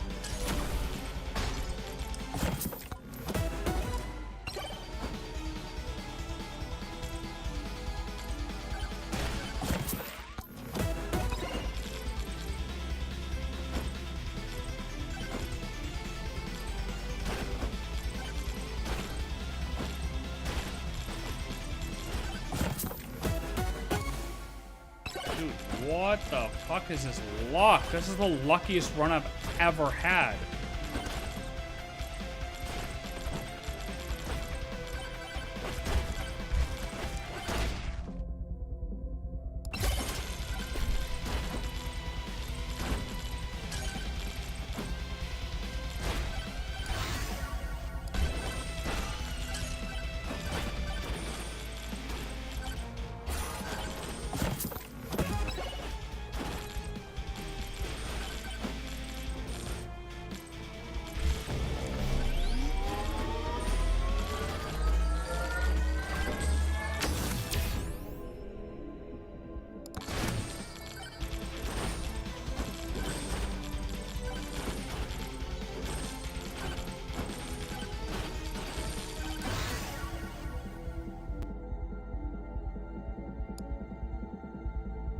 Oh, I did need precision, huh? That's funny.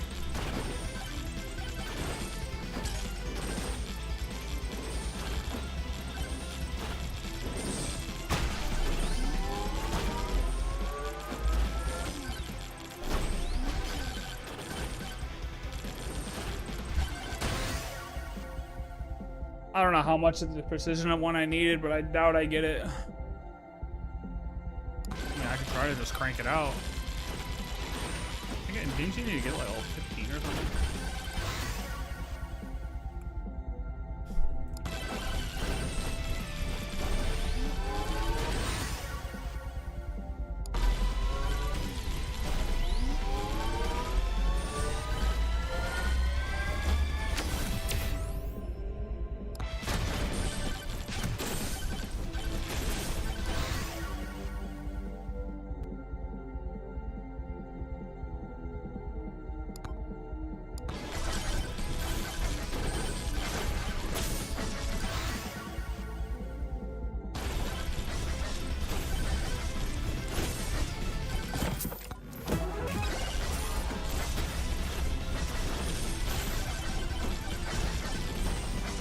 I need a fucking...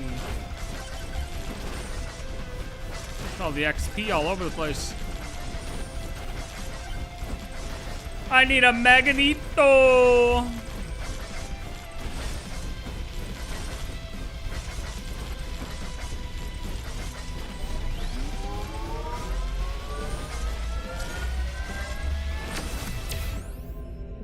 I need a magnet bad, to be honest.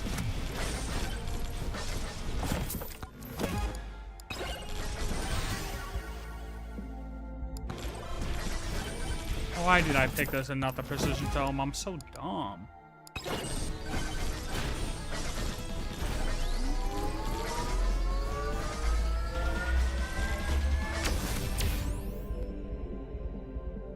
Give me silver.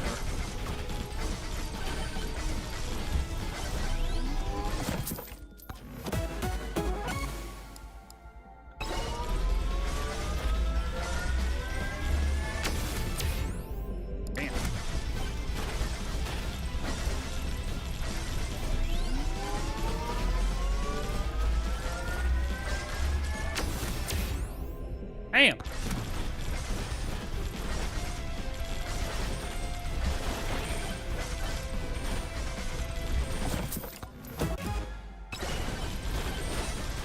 There's really no magnet at all?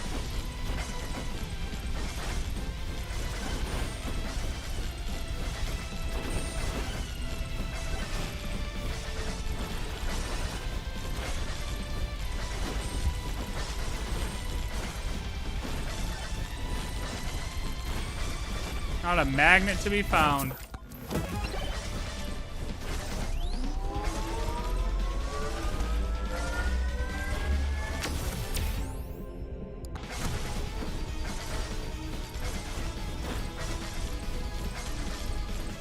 Go!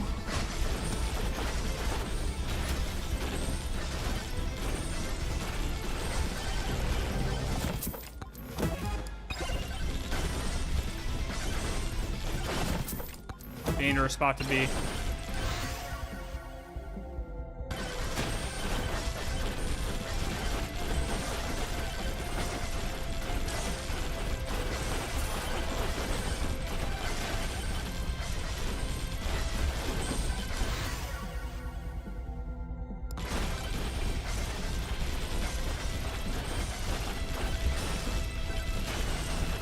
I can't believe I can't find a magnet. There's not one on this map.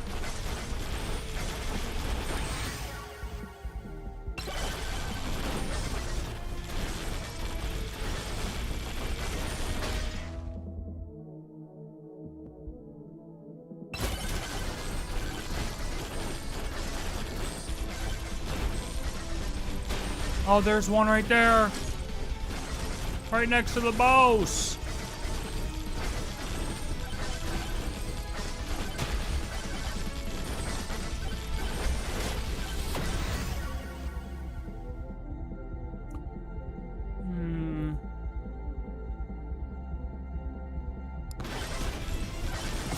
There's no way I get the lightning staff all the way to 15 this game.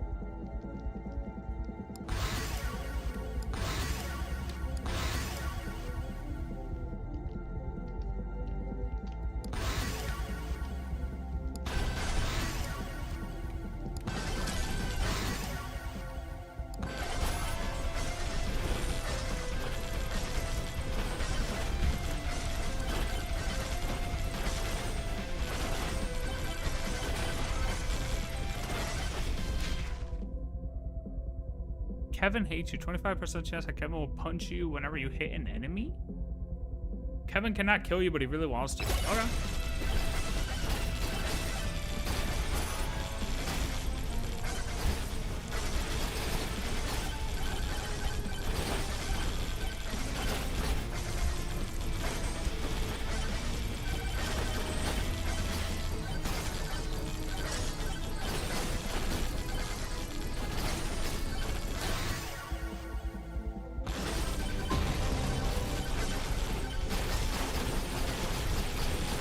Oh my god, I'm cracked.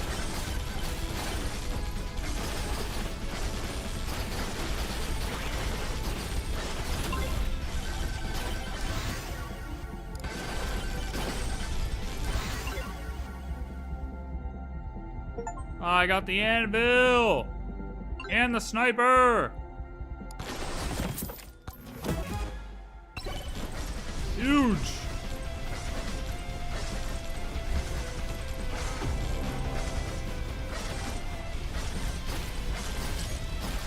Yo, can I?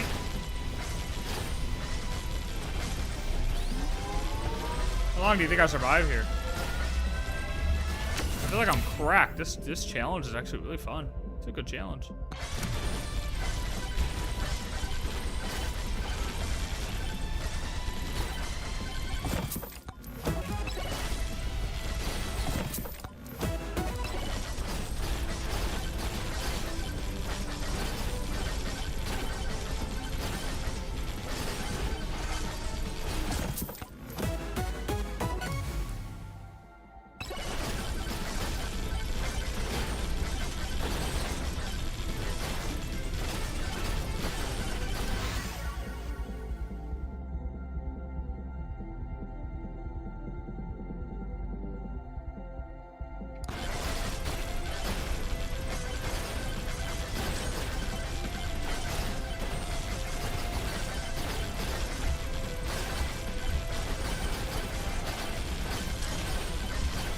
Picking up. They're picking up. They're picking up. I can see it.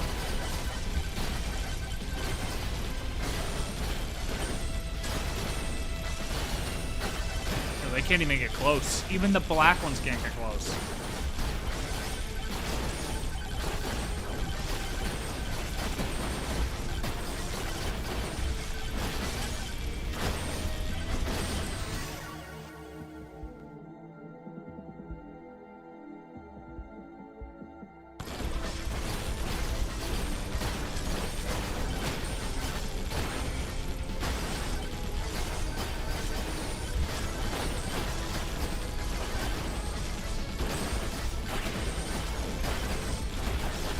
Oh, it's getting weird. It's getting weird. It's getting weird. It's getting weird.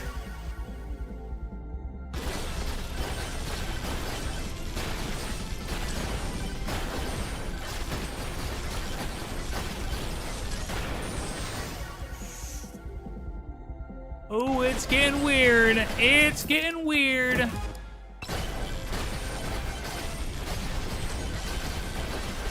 Ow, ow, ow, ow, bro. Ow, get off of me. Get off of me. Stop. Yo, yo, yo.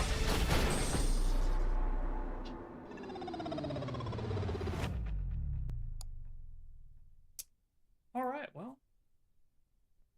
Oh, man. Oh, Jesus Christ.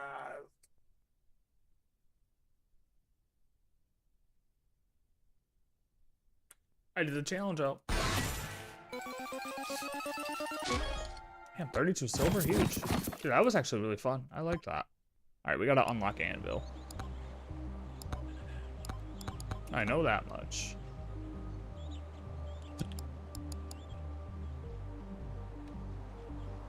What the hell's happening to my mouse?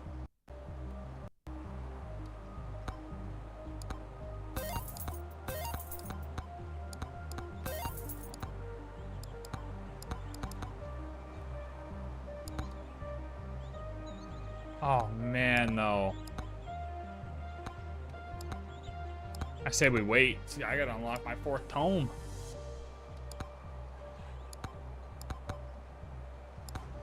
Alright, Vlad was actually really fun.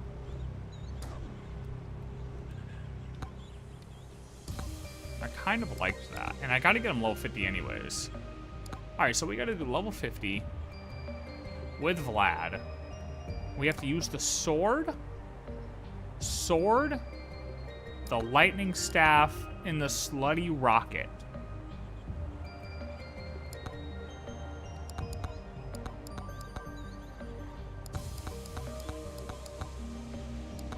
Sword, lightning staff, slutty rocket.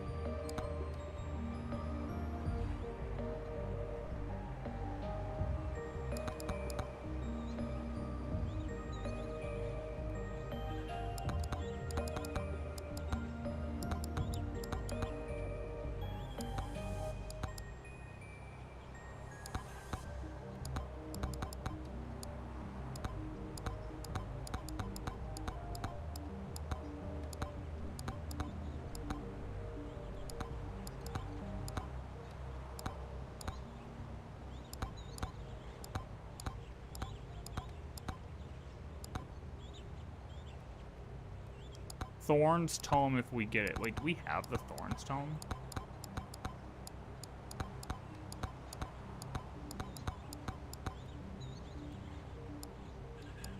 Okay. We need the Aegis Shield.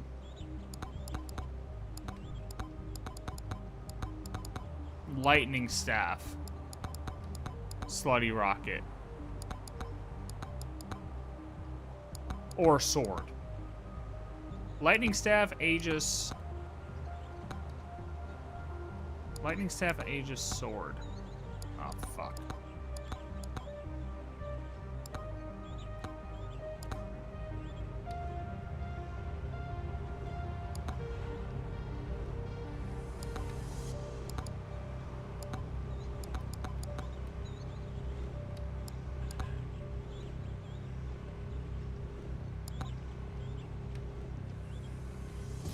Not even that bad.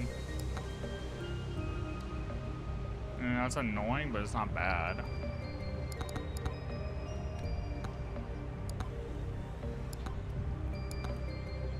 Question is, can I do this with... No, there isn't one here.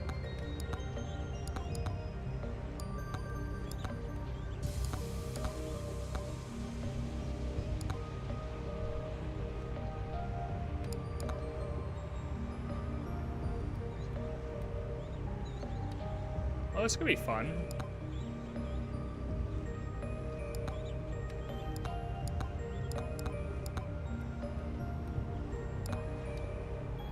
Yeah, let's try that. We'll do that.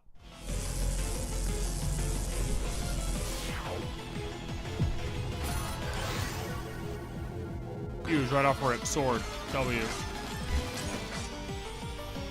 Nice, we got a magnet.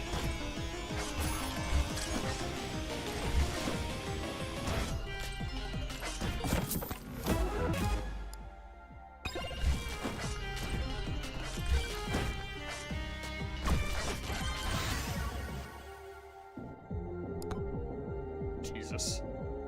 I needed agility, and what was the other one for that challenge? Agility and cooldown, I think, to level 5.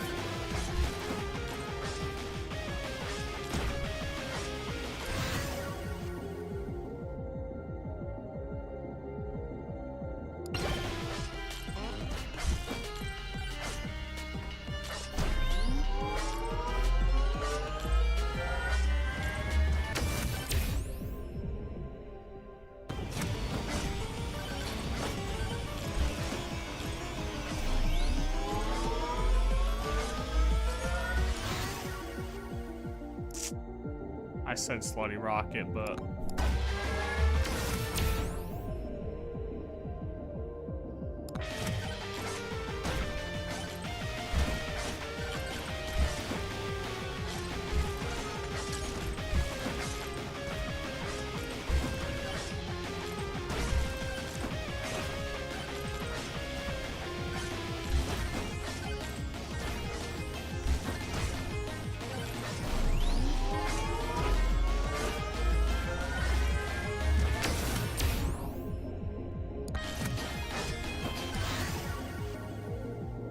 Fuck. Ah, shit. guess we try to skip and hope that we can pull off what we need.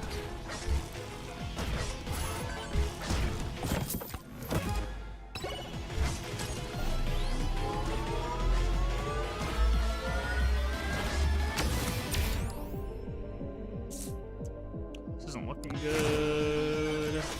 I can't kill anything 'cause I'm too weak.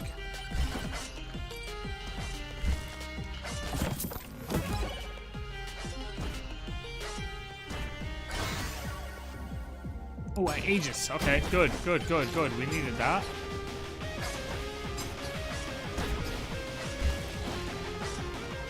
Oh, we need lightning staff.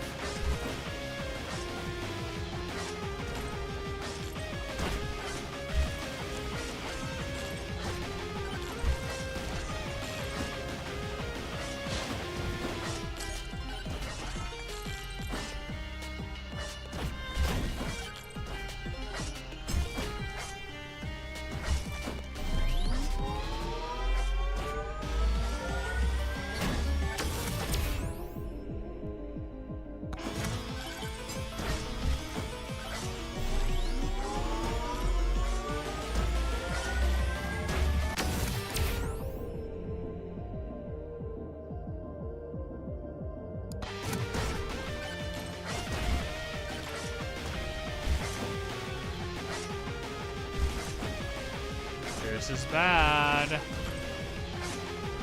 I'm not strong.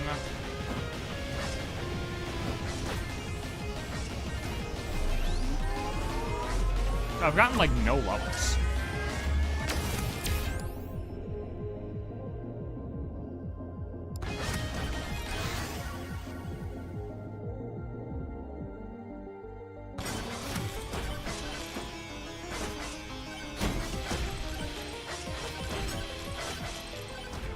Like, I just got that magnet and nothing came in. Oh, here they come.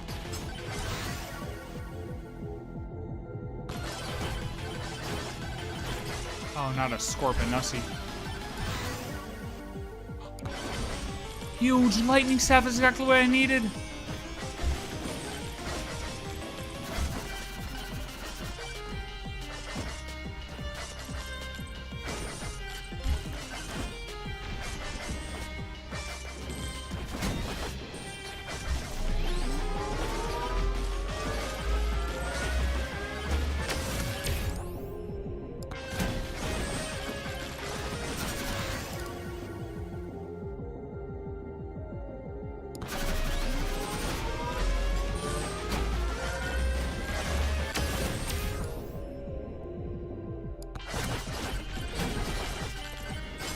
This isn't good. I'm dead. I'm so fucking dead.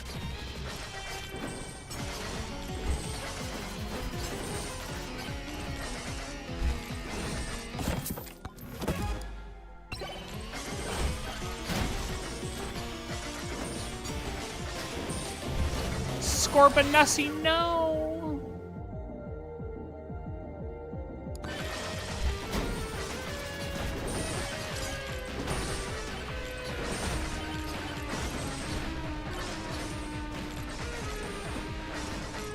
Yo, where's my lifesteal?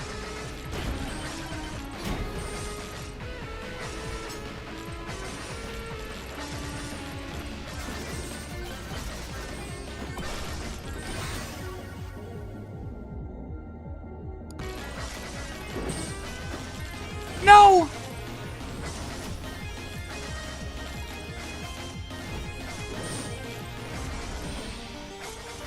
Massive power up.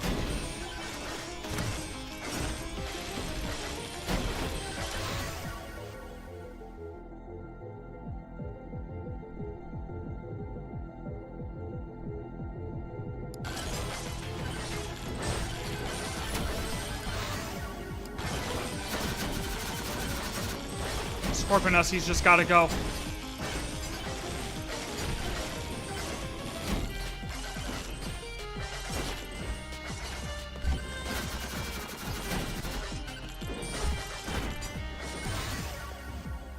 This is the craziest shit I've ever done in my life.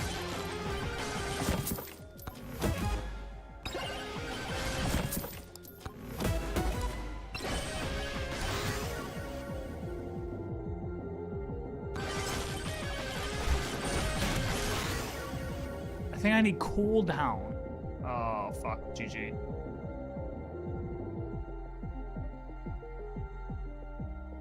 We just go for crazy HP regen? Fuck it, right? Full HP regen build.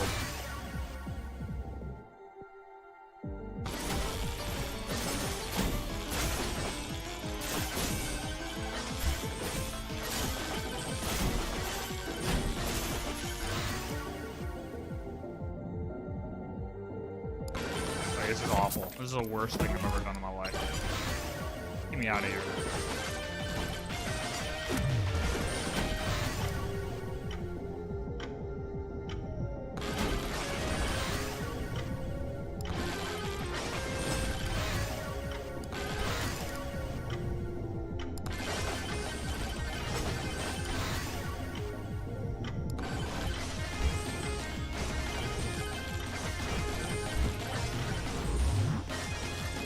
I'm about to spawn in this bandit, real shit.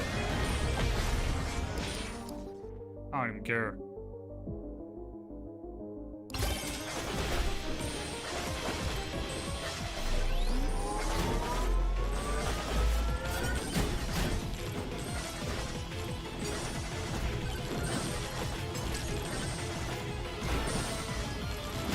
That was a bad idea. It was literally the worst idea I've ever had in my life.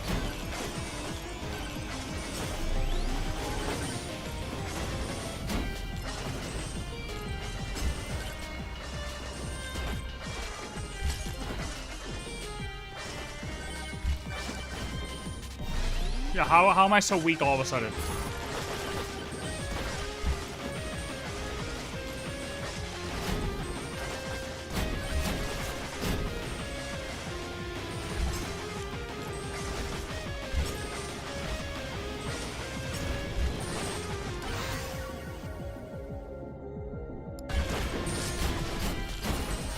Ow, dude.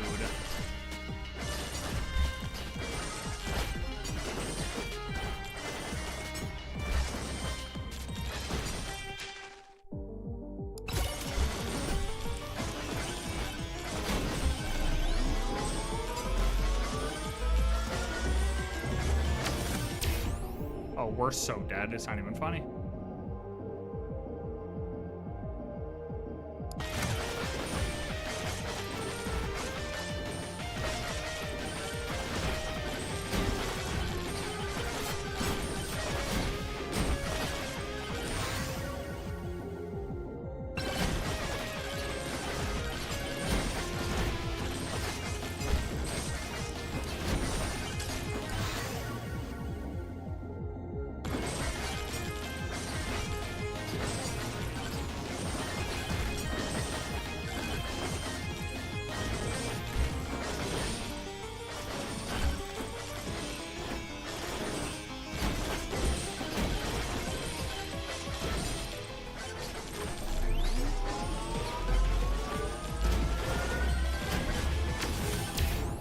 I can't believe I got that off. Did I though?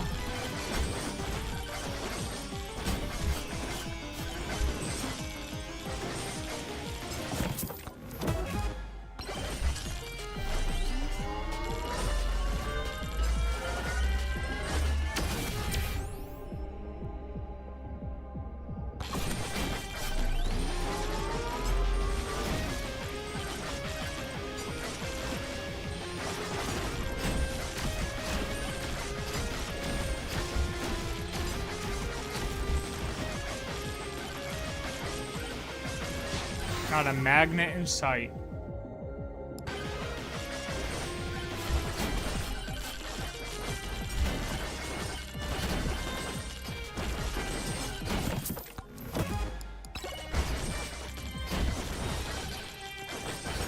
Oh, I see it. I see it.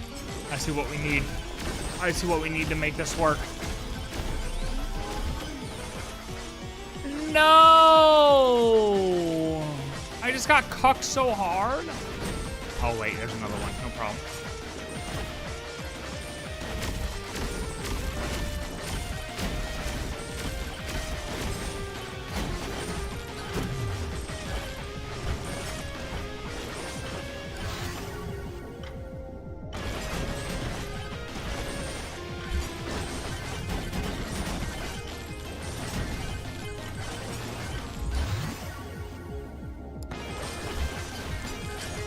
Oh yeah, no, we're just weak.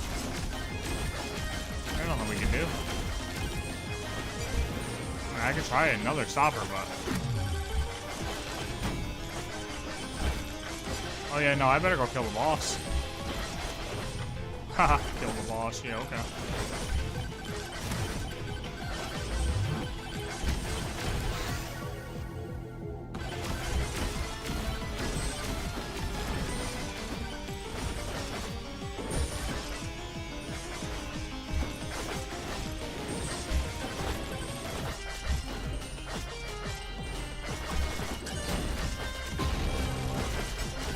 Now it's over. I died.